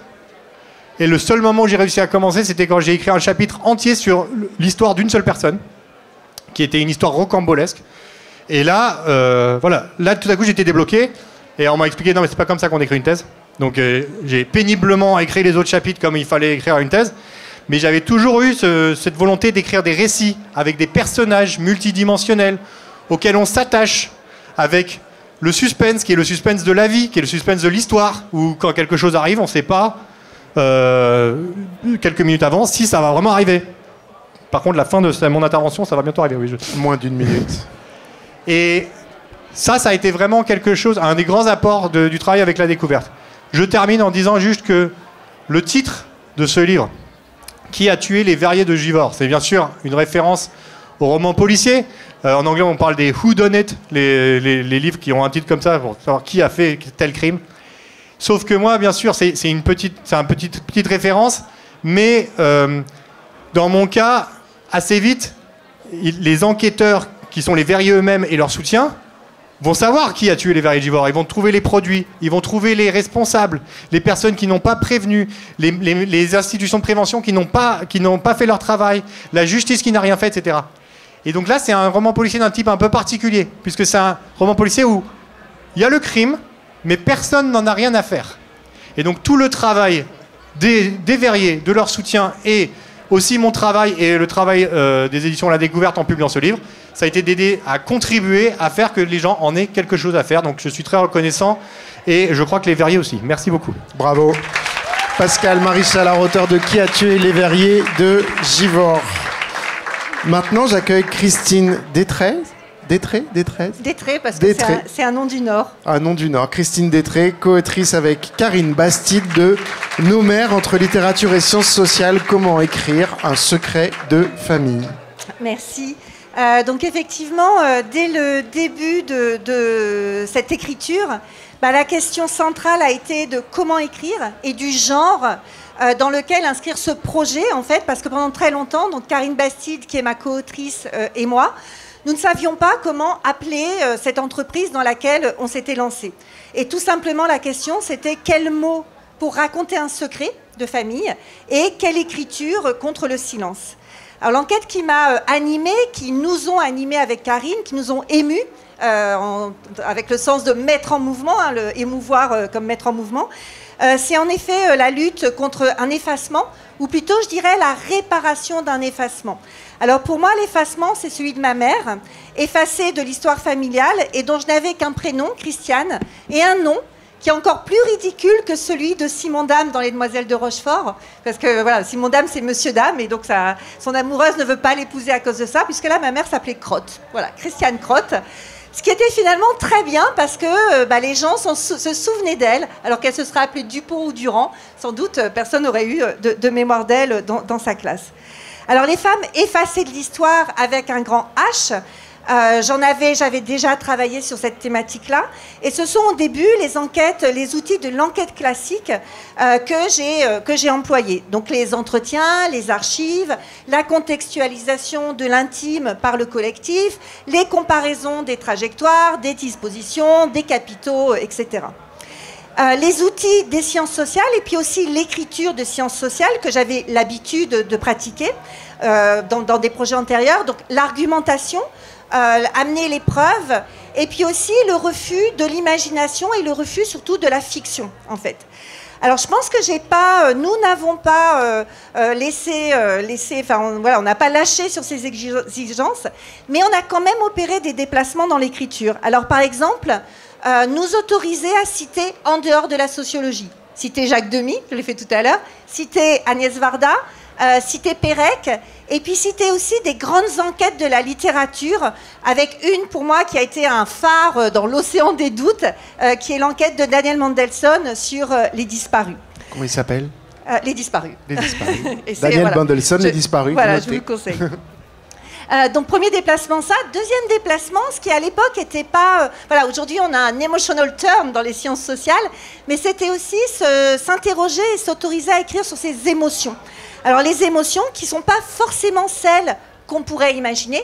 Et moi, justement, ma garde, c'était ne pas tomber dans le pathos. Ne pas être la petite fille qui a perdu sa maman et qui écrit un livre là-dessus. Et donc, au contraire, écrire les émotions du déroulé de l'enquête, les émotions devant une photo, devant une archive que l'on trouve, ou au contraire, quelque chose qui manque. Vous allez aux archives, on vous dit, il y a un super dossier sur l'accident de train et de la voiture, etc. Et il n'y a rien dans le dossier. Voilà. Comment vous écrivez, en fait, là-dessus? Et donc au final, l'émotion pour moi, c'est pas de la tristesse, c'est pas du pathos, mais c'est une grande fierté en fait. Puisque ce livre, cette écriture, et puis du coup la collection et la maison d'édition, m'a permis de rendre justice à ces femmes, à nos mères, de rendre justice aussi à ma mère, et de dire ma mère en parlant de Christiane, puisque j'ai compris en écrivant qu'il n'y avait pas de conflit de loyauté. Ça a déjà été dit tout à l'heure, l'histoire des conflits de loyauté. Ça m'a permis aussi de comprendre, par l'écriture, par les outils du genre, pourquoi, ou plutôt comment, dans une famille qu'on pourrait qualifier de ce qui se fait de mieux dans le cadre de la famille patriarcale, la mienne, un homme, mon père, pouvait avoir la loi du silence, en fait, sur toute une famille et sur l'existence d'une femme, sa femme. Si je dis ça, c'est pour vous montrer comment, dans ce livre, l'écriture n'est pas venue après la réflexion. Elle n'est pas une mise en ordre, en mots, etc., de résultats qui auraient été trouvés auparavant, mais elle est vraiment constitutive, en fait, de l'avancée de la réflexion. Alors, Christiane était du nord de la France. Moi aussi, c'est pour ça qu'on dit Détré. Et donc le nord de la France, c'est un pays, ça a été en tout cas un pays de dentelle et de filature. On a beaucoup glosé sur l'étymologie commune de texte et de tissu, mais cette métaphore, justement, pour moi, est importante, et d'ailleurs, on dit bien qu'on file une métaphore. Alors, il y a un genre en littérature qui s'appelle le livre tombeau. Moi, je ne voulais pas faire un livre tombeau, je ne voulais pas faire non plus un livre linceul. En fait, on voulait faire un texte filature, un texte qui est une enquête, et puis aussi un texte dentelle, parce que la dentelle, le motif tient par le vide et par le fil. Et donc, on a essayé de faire pareil, de faire tenir le texte par ce qu'on trouve et ce qu'on échoue à trouver. Et échouer, c'est l'échec et aussi le rivage. Alors, je parlais de dentelle et je vais finir avec un collage féministe que j'aime beaucoup. Je crois que l'artiste s'appelle Madame, en tout cas, c'est comme ça qu'on la trouve sur les réseaux sociaux. En fait, elle colle, donc sur le collage, le slogan, c'est « Ce n'est pas parce qu'on fait dans la dentelle qu'on ne veut pas en découdre ». Et je trouve que pour moi, c'est une belle définition des sciences sociales et puis de la collection. Bravo, merci.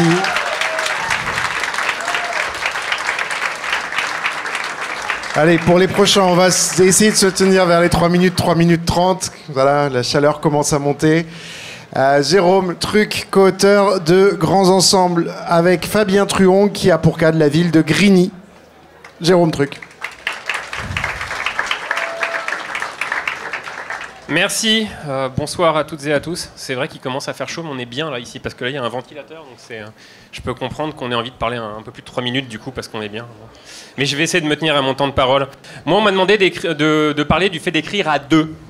Parce que vous avez compris que dans la collection, il y a un certain nombre de livres qui ont été écrits à deux.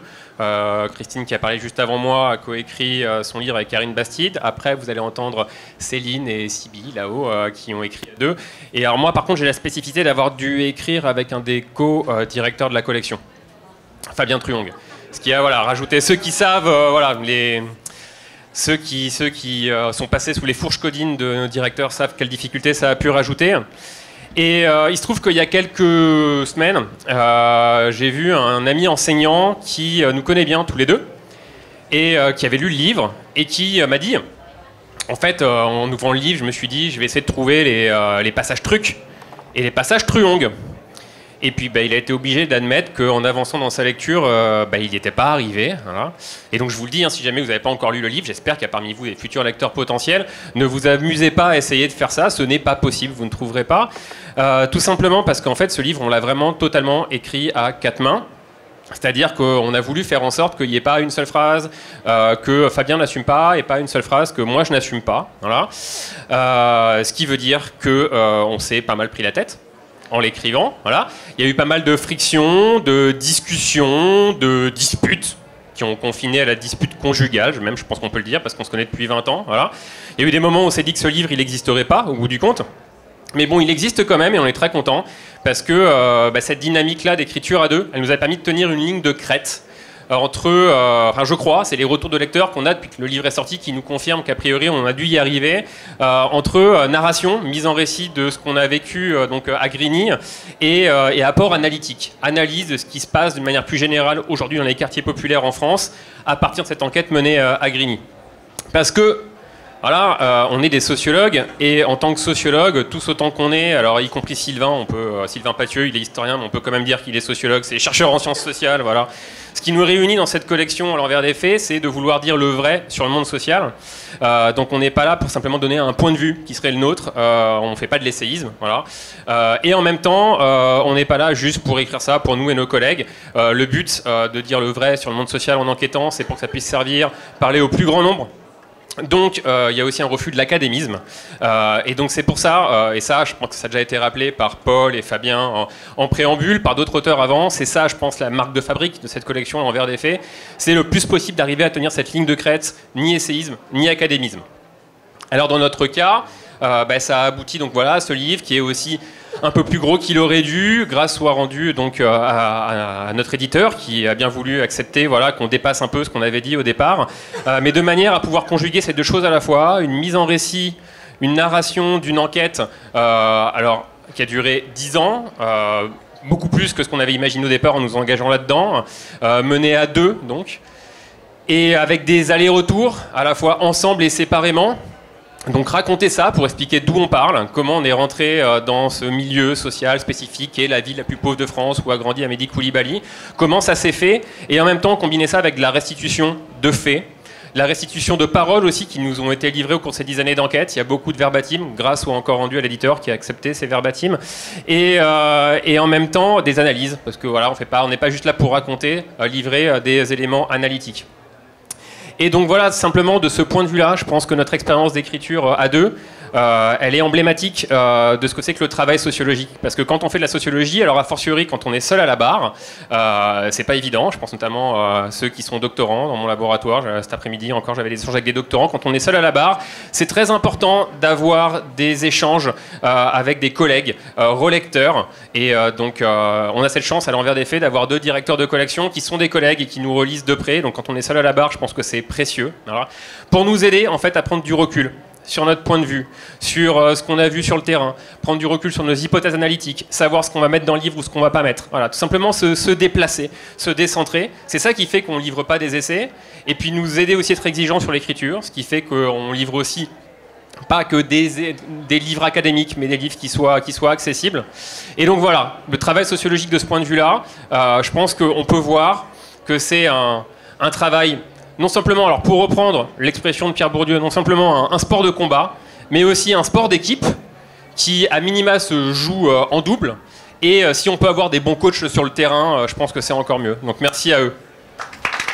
Merci Jérôme Truc, on a bien compris, un peu de drama aussi, hein. Un peu de drama, c'est pas mal aussi dans l'écriture d'un livre, ça peut aider. À la fin, ça fait un très bon livre en effet.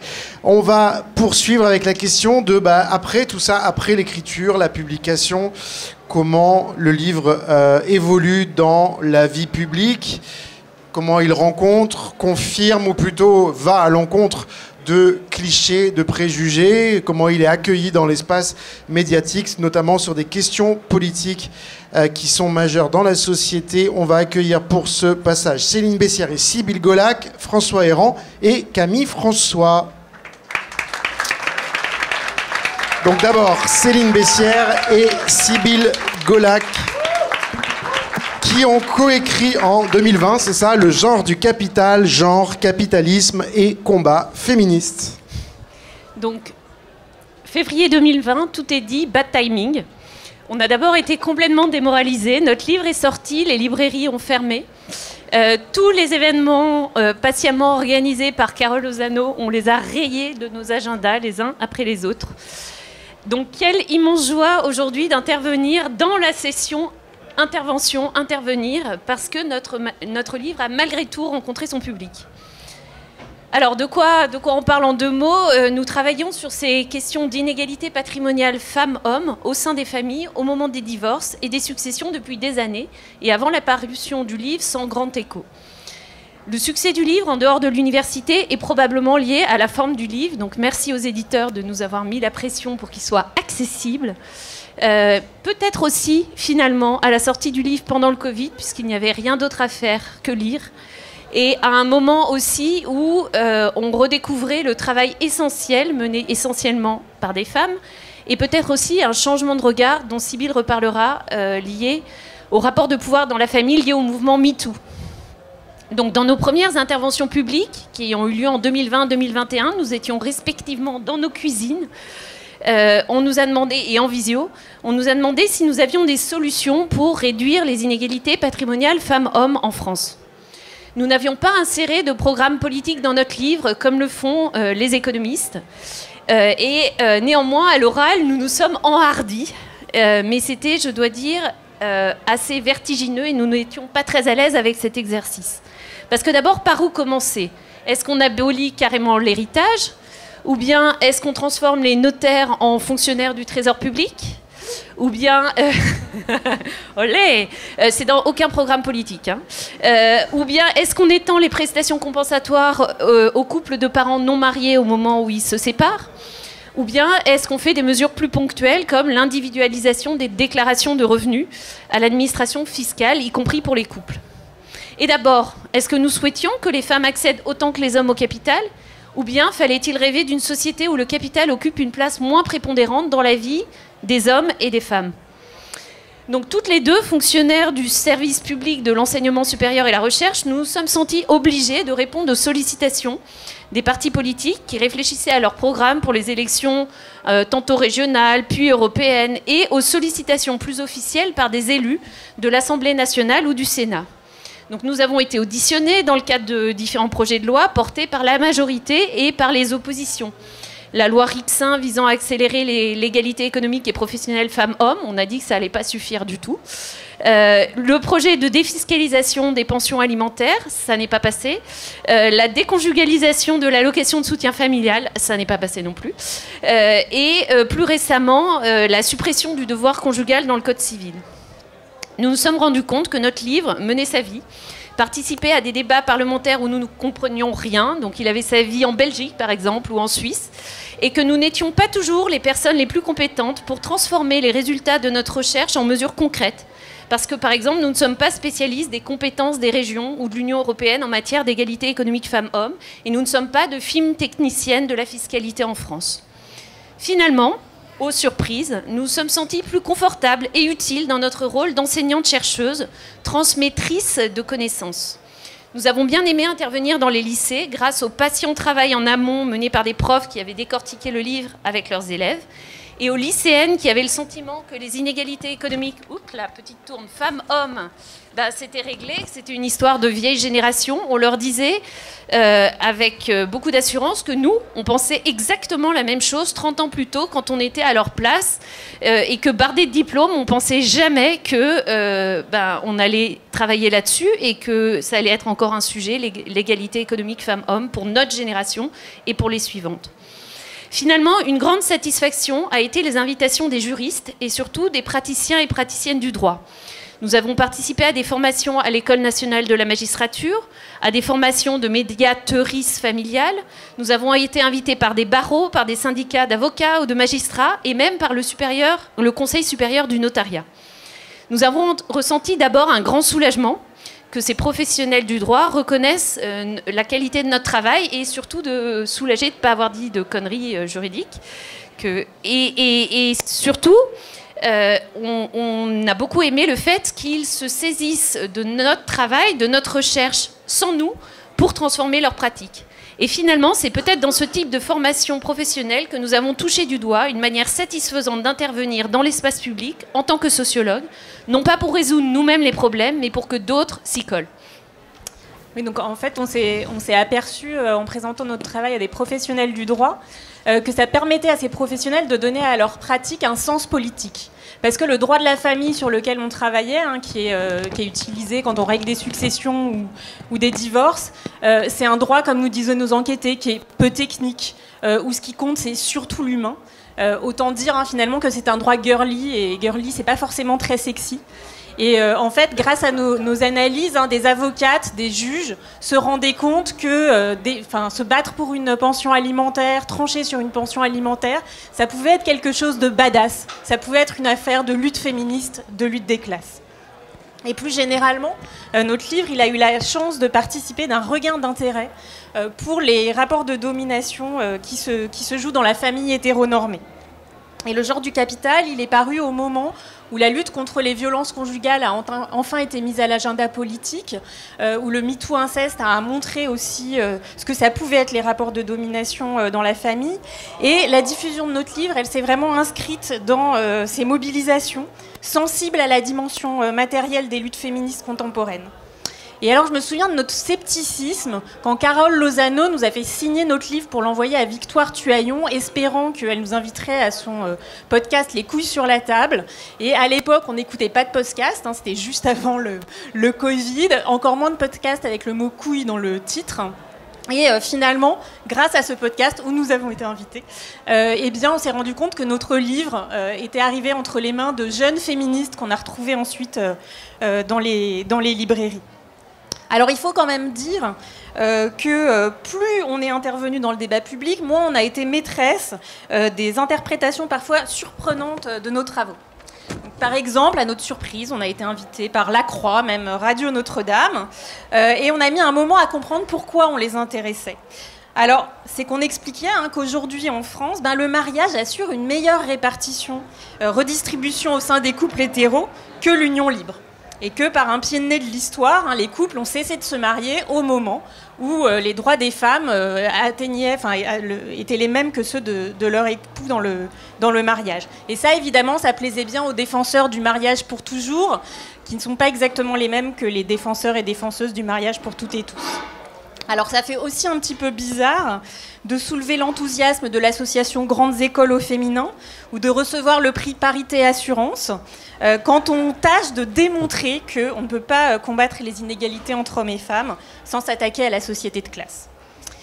Mais débattre de notre travail hors du monde académique, ça a été le moment où on a compris aussi que la sociologie valait son heure de peine. Je pense à une intervention auprès de la collective féministe du Perche, dont les membres avaient fait un arpentage de notre livre.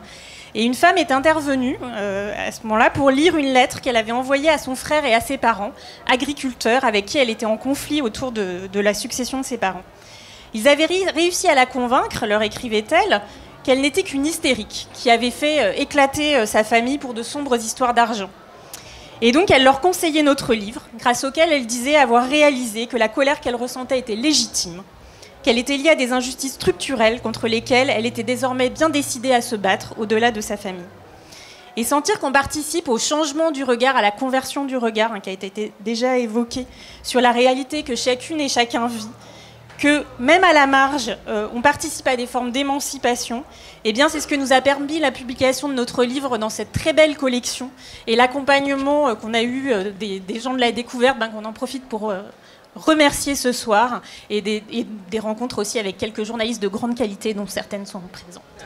Merci beaucoup à toutes les deux, Céline Bessière et Sybille Golac. Le genre du capital, un binôme d'autrices, toujours un peu plus long que les autres auteurs, mais les autres auteurs et autrices, mais c'était très intéressant et très important. François Héran, venez avec nous, avec l'immigration, la question de l'immigration dans le débat public. On pourrait faire 2 heures, on va faire 4 minutes, François.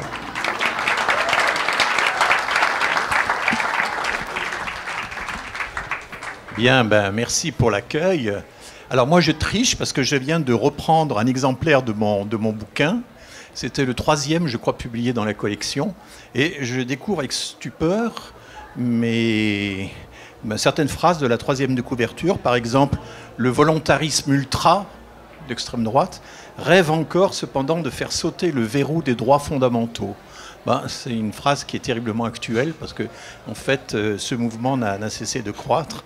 Donc j'ai essayé dans ce livre, parce que bon, j'avais dirigé pendant 10 ans l'Institut national d'études démographiques, et j'avais pu voir de très près comment les décisions politiques sur l'immigration et comment notamment le traficotage sur les statistiques finalement s'élaborait. Et j'ai comme ça des anecdotes. Il y en a une par exemple que je ne résiste pas au plaisir de la raconter. J'avais été de temps en temps convoqué par le CICI ou le CICI, que M. Patrick Stefanini organisait à l'époque. Patrick Stefanini, c'était donc l'homme chargé du comité interministériel de contrôle de l'immigration qui avait monté un peu le mécano du ministère de l'immigration dévolu à Hortefeux. Et alors, il convoquait toutes les administrations qu'il voulait fédérer dans ce même ministère, et de temps en temps, il y avait aussi les statisticiens qui étaient invoqués. Alors un jour, par exemple, il s'adresse au colonel de la gendarmerie, qui représentait la gendarmerie, il dit « Mon colonel, avec cette espèce de courtoisie administrative qu'on trouve dans la fonction publique, mon colonel, pouvez-vous nous apporter la semaine prochaine les chiffres qui nous montrent ce que coûte l'immigration à la gendarmerie ?» Alors, le colonel fait une réponse très républicaine. « Monsieur le secrétaire général, nous ne demandons pas l'origine des gens quand nous dressons des contraventions. Ces chiffres n'existent pas. » Alors, enfin quand même, vous avez bien une idée, qu'est-ce que c'est que ça? Et la lutte dure plusieurs minutes, ce qui dans ce genre de réunion qui se tient à Matignon était pas mal. Et à la fin, le colonel rend les armes et dit « Bon, vous aurez ces chiffres, mais ils n'auront aucune valeur. » Et ça, j'avais trouvé que c'était tout à fait typique de cette espèce de la façon dont la soif de comptage pouvait se heurter comme ça à des réalités. Alors je me suis penché dans ce livre d'abord sur l'échec total de la politique d'immigration choisie. On a complètement oublié aujourd'hui ce que c'était que la politique d'immigration choisie, parce que Sarkozy avait déclaré que... Plus près de la bouche le micro, François, parce qu'il y a du bruit à côté. Sarkozy avait déclaré qu'il fallait qu'il y ait autant d'immigration choisie, c'est-à-dire hautement qualifiée économique, que tout le reste. Et le reste, c'était l'immigration dite subie, qui était en fait une immigration légale. Donc j'avais montré que jamais on ne s'était approché de cet objectif à aucun moment. Et puis j'ai abordé différents aspects. Je me suis penché par exemple sur la rhétorique des discours sur l'immigration, les types d'arguments utilisés, que j'ai développés ensuite dans des cours au Collège de France. En fait, beaucoup des chapitres que j'ai écrits là ont été un peu les prodromes des cours que j'ai donnés plus tard. Je termine le livre sur une scène qui m'avait beaucoup frappé, parce que moi j'habite depuis 35 ans dans une banlieue du nord de la région parisienne qui est chargée en immigration, si je puis dire. Et régulièrement, l'établissement français du sang organise des dons du sang dans le grand gymnase le plus proche de chez moi, dans les banlieues très denses. Et là, le spectacle est extraordinaire parce que le monde entier est là, toutes les origines sont là. Il y a bien sûr le Maghreb, l'Espagne, le Sri Lanka, etc. Il y a des femmes voilées, d'autres qui ne le sont pas, etc. Et tout le monde donne son sang. Et le sang ensuite est trié, non pas selon l'origine, mais sur des critères purement médicaux. Et c'est la scène finale sur laquelle je termine le bouquin, parce qu'il me semblait qu'elle illustrait de façon extraordinaire le décalage incroyable qui existe entre la réalité de l'immigration, la réalité de l'intégration d'une part, et tous les discours qui circulent, n'est-ce pas, dans la sphère publique et qui sont de plus en plus envahissants. Voilà. Merci beaucoup François. Errant avec l'immigration, le livre dans cette collection et d'autres livres sur le sujet. Camille François va nous rejoindre. Son livre s'appelle « De gré ou de force ».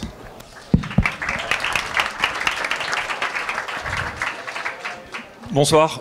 Merci d'être resté parce qu'on est un peu cuit à l'étouffer, quoi, donc il fait 40 degrés.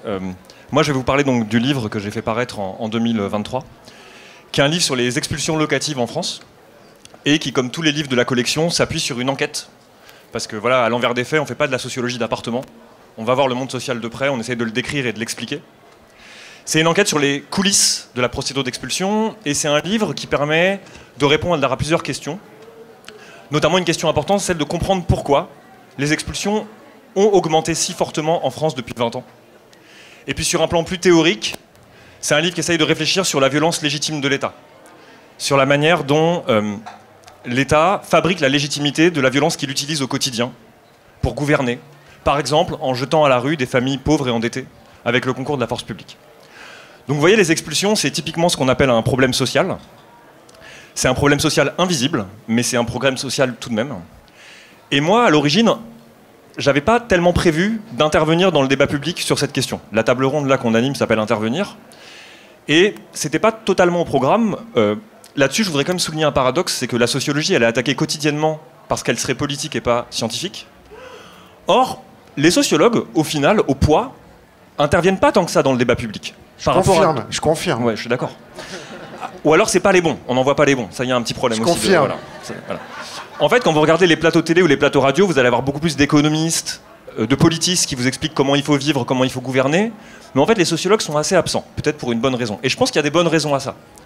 Il y a des raisons de rupture épistémologique. Voilà, la sociologie, elle s'est construite contre le sens commun, notamment médiatique et politique. Il y a aussi des raisons d'humilité. On n'accorde pas tant de valeur à nos modèles pour prétendre gouverner le pays ou faire les conseillers du prince. On ne veut pas confisquer la parole dans le débat public au nom de l'autorité de la science ou des experts. Voilà. Donc moi, partant du principe qu'un problème social, c'est très souvent un mauvais problème sociologique, je m'étais pas dit que j'allais intervenir dans le débat public. Et puis je me suis fait rattraper en fait par deux choses. La première chose, c'est la gravité de la situation concernant les expulsions en France qui ont donc explosé, qui jettent en fait chaque année des milliers de familles pauvres et endettées à la rue.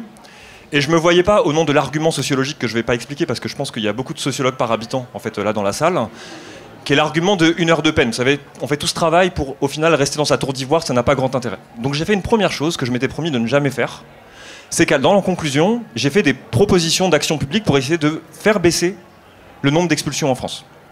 C'est une conclusion qui s'appelle remettre le capital à sa place et qui m'a valu sur BFM Business le fait d'être qualifié de communiste par un économiste célèbre parce que je parlais d'encadrement des loyers. Et puis il y a une deuxième circonstance un peu plus tragique qui m'a rattrapé, qui est donc la loi Kasbarian-Berger, qui est arrivée à l'agenda parlementaire au moment où mon livre sortait. La loi Kasbarian-Berger, pour la faire courte, c'est la plus grande loi anti-pauvre depuis, je pense, des décennies. C'est une loi vraiment scélérate, qui est d'une radicalité et d'une violence sans précédent, et qui, par exemple, prévoit de mettre 3 ans de prison aux personnes qui ouvrent des squats, qui prévoyait une infraction pénale et même, à une époque, une peine de prison pour les locataires pauvres. Donc on était vraiment à un niveau de frapper les gens à terre qui était sans précédent. Et donc pour cette raison, je me suis retrouvé à faire des choses que je m'étais promis de jamais faire. Par exemple, une tribune dans Le Monde, être auditionné à l'Assemblée nationale, être auditionné par la défenseuse des droits. Évidemment, des choses plus communes, être invité par des collectifs ici et là. Bon, évidemment, ça n'a eu... Donc l'enjeu, c'était de critiquer, de dévoiler les postulats erronés et les faux semblants sur lesquels cette loi se construisait. Évidemment, ça n'a eu aucun effet. Cette loi est passée, et au quotidien, elle continue à rouler sur les gens en mal logement, les gens qui ouvrent les squats, les gens qui ont des dettes de loyer. Mais c'est pas pour ça que la sociologie, en fait, elle doit renoncer à sa dimension politique. Et je vais conclure là-dessus, en respectant le temps. Voilà, la sociologie, en fait, elle est politique à plein d'endroits, mais jamais à l'endroit que tiennent pour acquis ses détracteurs. Et en fait, la sociologie, elle est politique à minima dans l'après-coup. Un peu par conséquent. C'est-à-dire que je pense que les sociologues ont raison de rompre avec le sens commun, avec les prénotions politiques et médiatiques. Mais par contre, il faut assumer les conséquences ou les incidences politiques de ces résultats.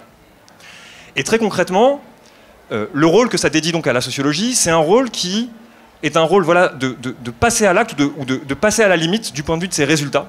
Qu'est-ce que ça nous dit en fait des rapports de force, des rapports de domination? Et ça, elle doit le faire avec humilité, sans abandonner ses coordonnées ou sa langue sociologique et scientifique, sans vouloir confisquer la parole au nom de l'autorité de la science, pour essayer d'accompagner les luttes, où qu'elles soient, et pour essayer de les pousser le plus loin possible. Et je vais m'arrêter là. Voilà. Merci beaucoup Camille, François. Degré ou de force.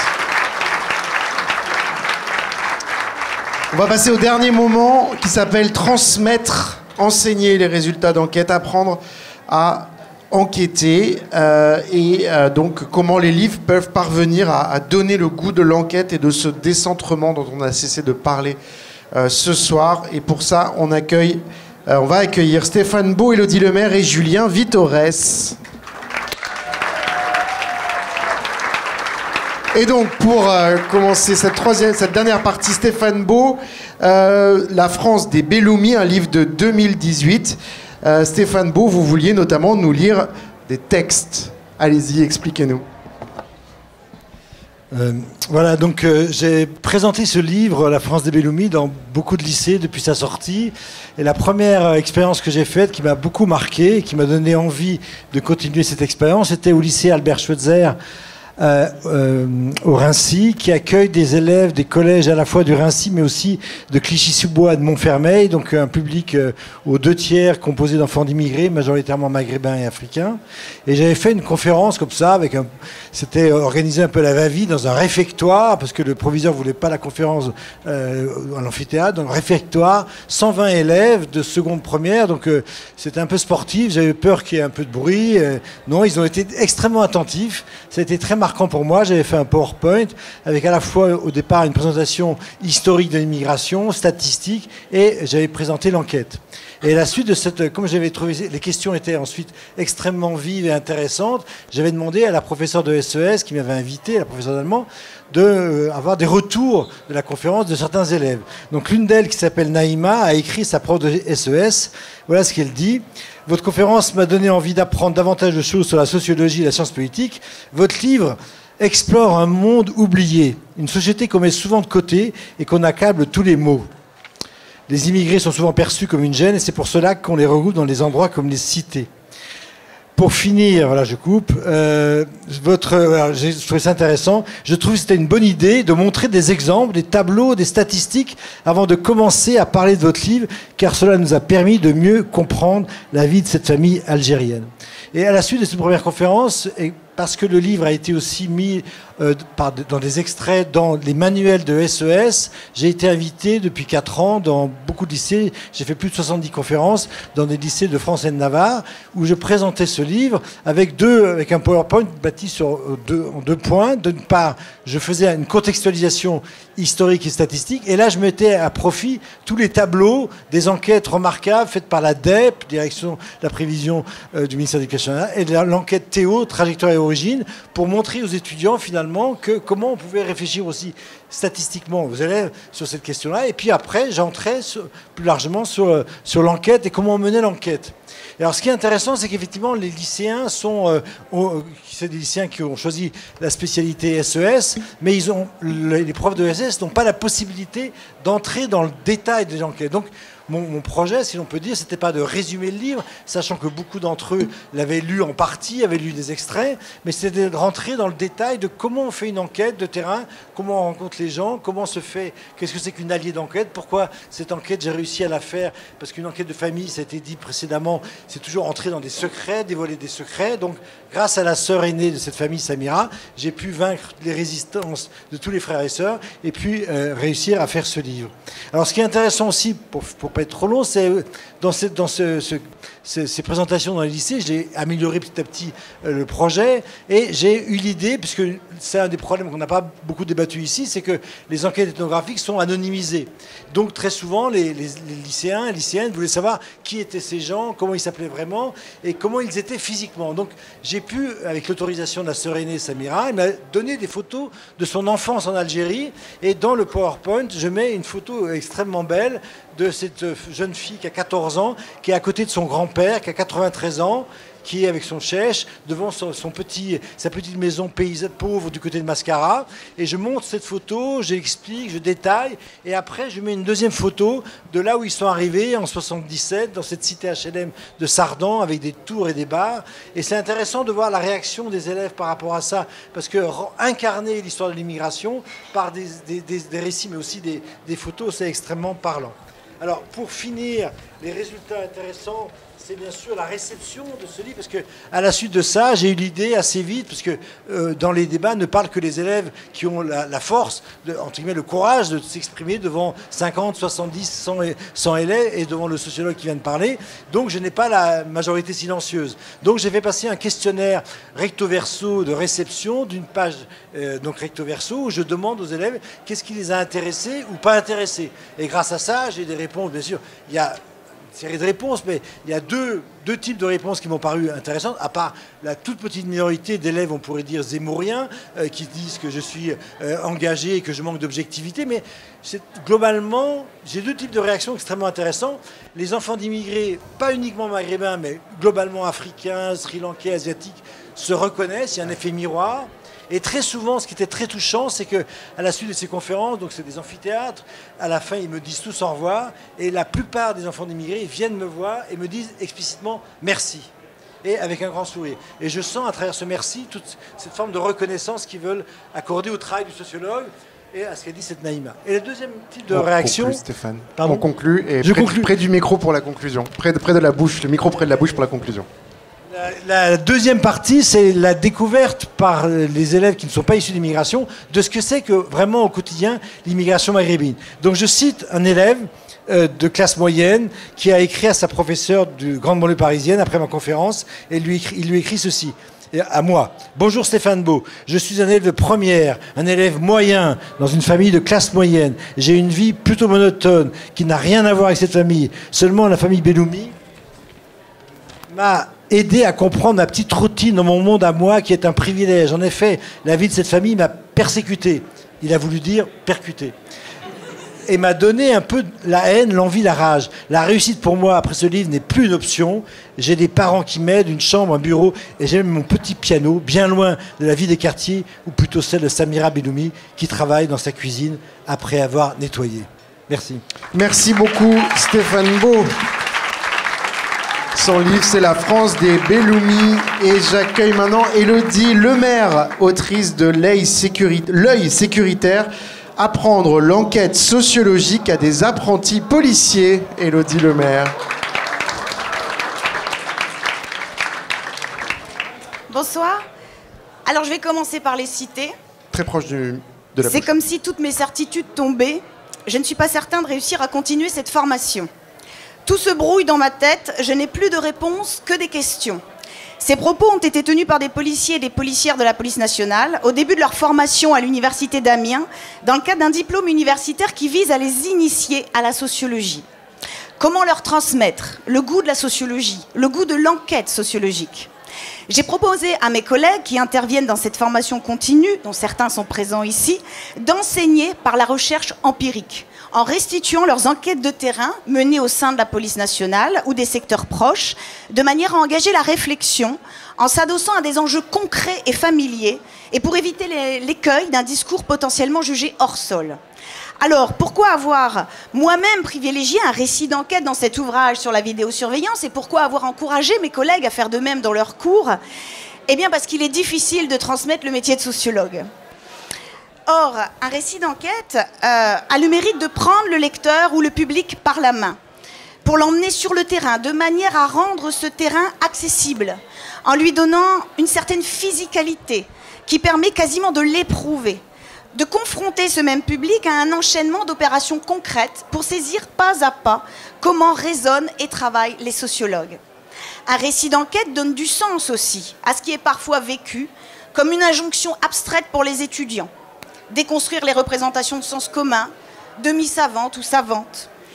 Lire les auteurs et les autrices, s'approprier les concepts, et bien sur le terrain, ces leçons de sociologie deviennent des ressources. La complexité se substitue à l'évidence, les savoirs sociologiques s'incarnent, les concepts deviennent tangibles et rendent intelligibles les situations sociales observées. Un récit d'enquête rappelle également que la sociologie est une pratique. Alors on le sait, il s'agit de recueillir des données pertinentes au regard d'une problématique de façon rigoureuse et contrôlée, mais il faut aussi s'approprier cette discipline en pratique. Or, ce que montrent les pérégrinations du travail d'enquête, c'est que l'on fait souvent avec les moyens du bord, qu'on procède par tâtonnement, qu'on fait des va-et-vient, on formule de nouveaux questionnements. Enfin, transmettre par l'enquête permet de forger des dispositions, des rapports au monde, une forme de curiosité, d'intérêt pour les gens, d'intérêt pour le monde social, une forme de rigueur dans l'administration de la preuve, de réflexivité, mais aussi une forme d'humilité aussi. Restituer l'enquête, c'est dire voilà, comment j'ai pensé, travaillé, construit, mon objet. Recueillir, traiter, analyser mes données.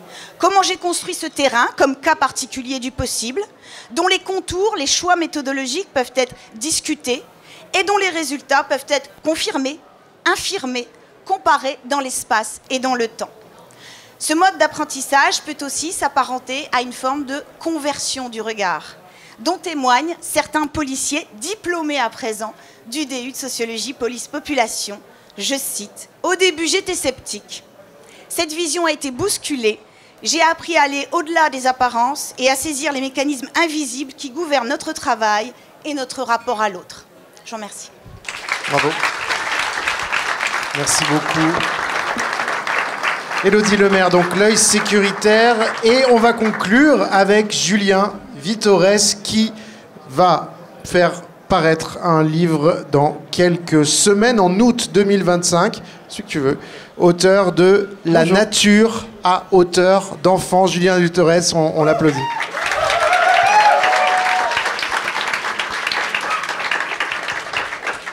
Donc bonjour. Mon livre à apparaître au mois d'août porte sur les rapports à la nature des enfants et il m'a amené à enquêter auprès d'élèves âgés de 3 à 6 ans, scolarisés dans des écoles maternelles.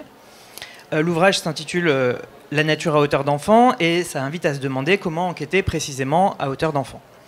Et qu'est-ce que ça peut nous apprendre ou nous réapprendre sur la façon de mener une enquête de sciences sociales. En tant qu'enseignant, j'ai régulièrement l'occasion de donner des cours d'introduction aux méthodes qualitatives.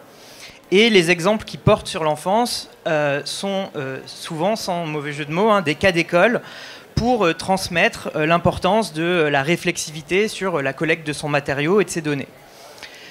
Sur mon propre terrain, j'ai effectué des observations participantes dans des écoles, accompagné les classes à l'occasion de sorties dans des bois, des parcs ou des fermes pédagogiques.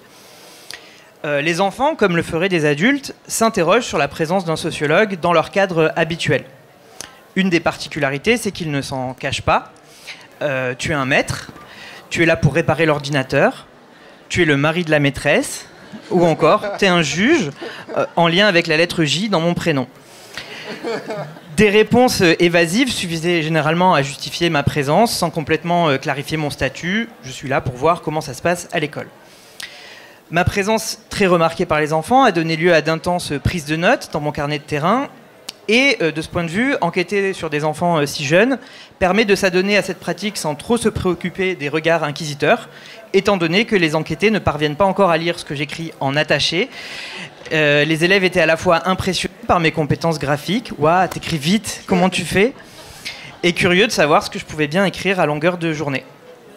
De manière ponctuelle, l'enquête s'est même transformée en une sorte de jeu, puisque des enfants me demandaient d'écrire leur prénom sur commande, ou encore certains objets valorisés, et le fait que je m'exécute suscitait des réactions de fierté, voire des attroupements dans la cour de récréation. « Écris le manteau de Léna, s'il te plaît, écris la voiture de François », comme si mon stylo avait magiquement le pouvoir de faire apparaître ces choses désirables.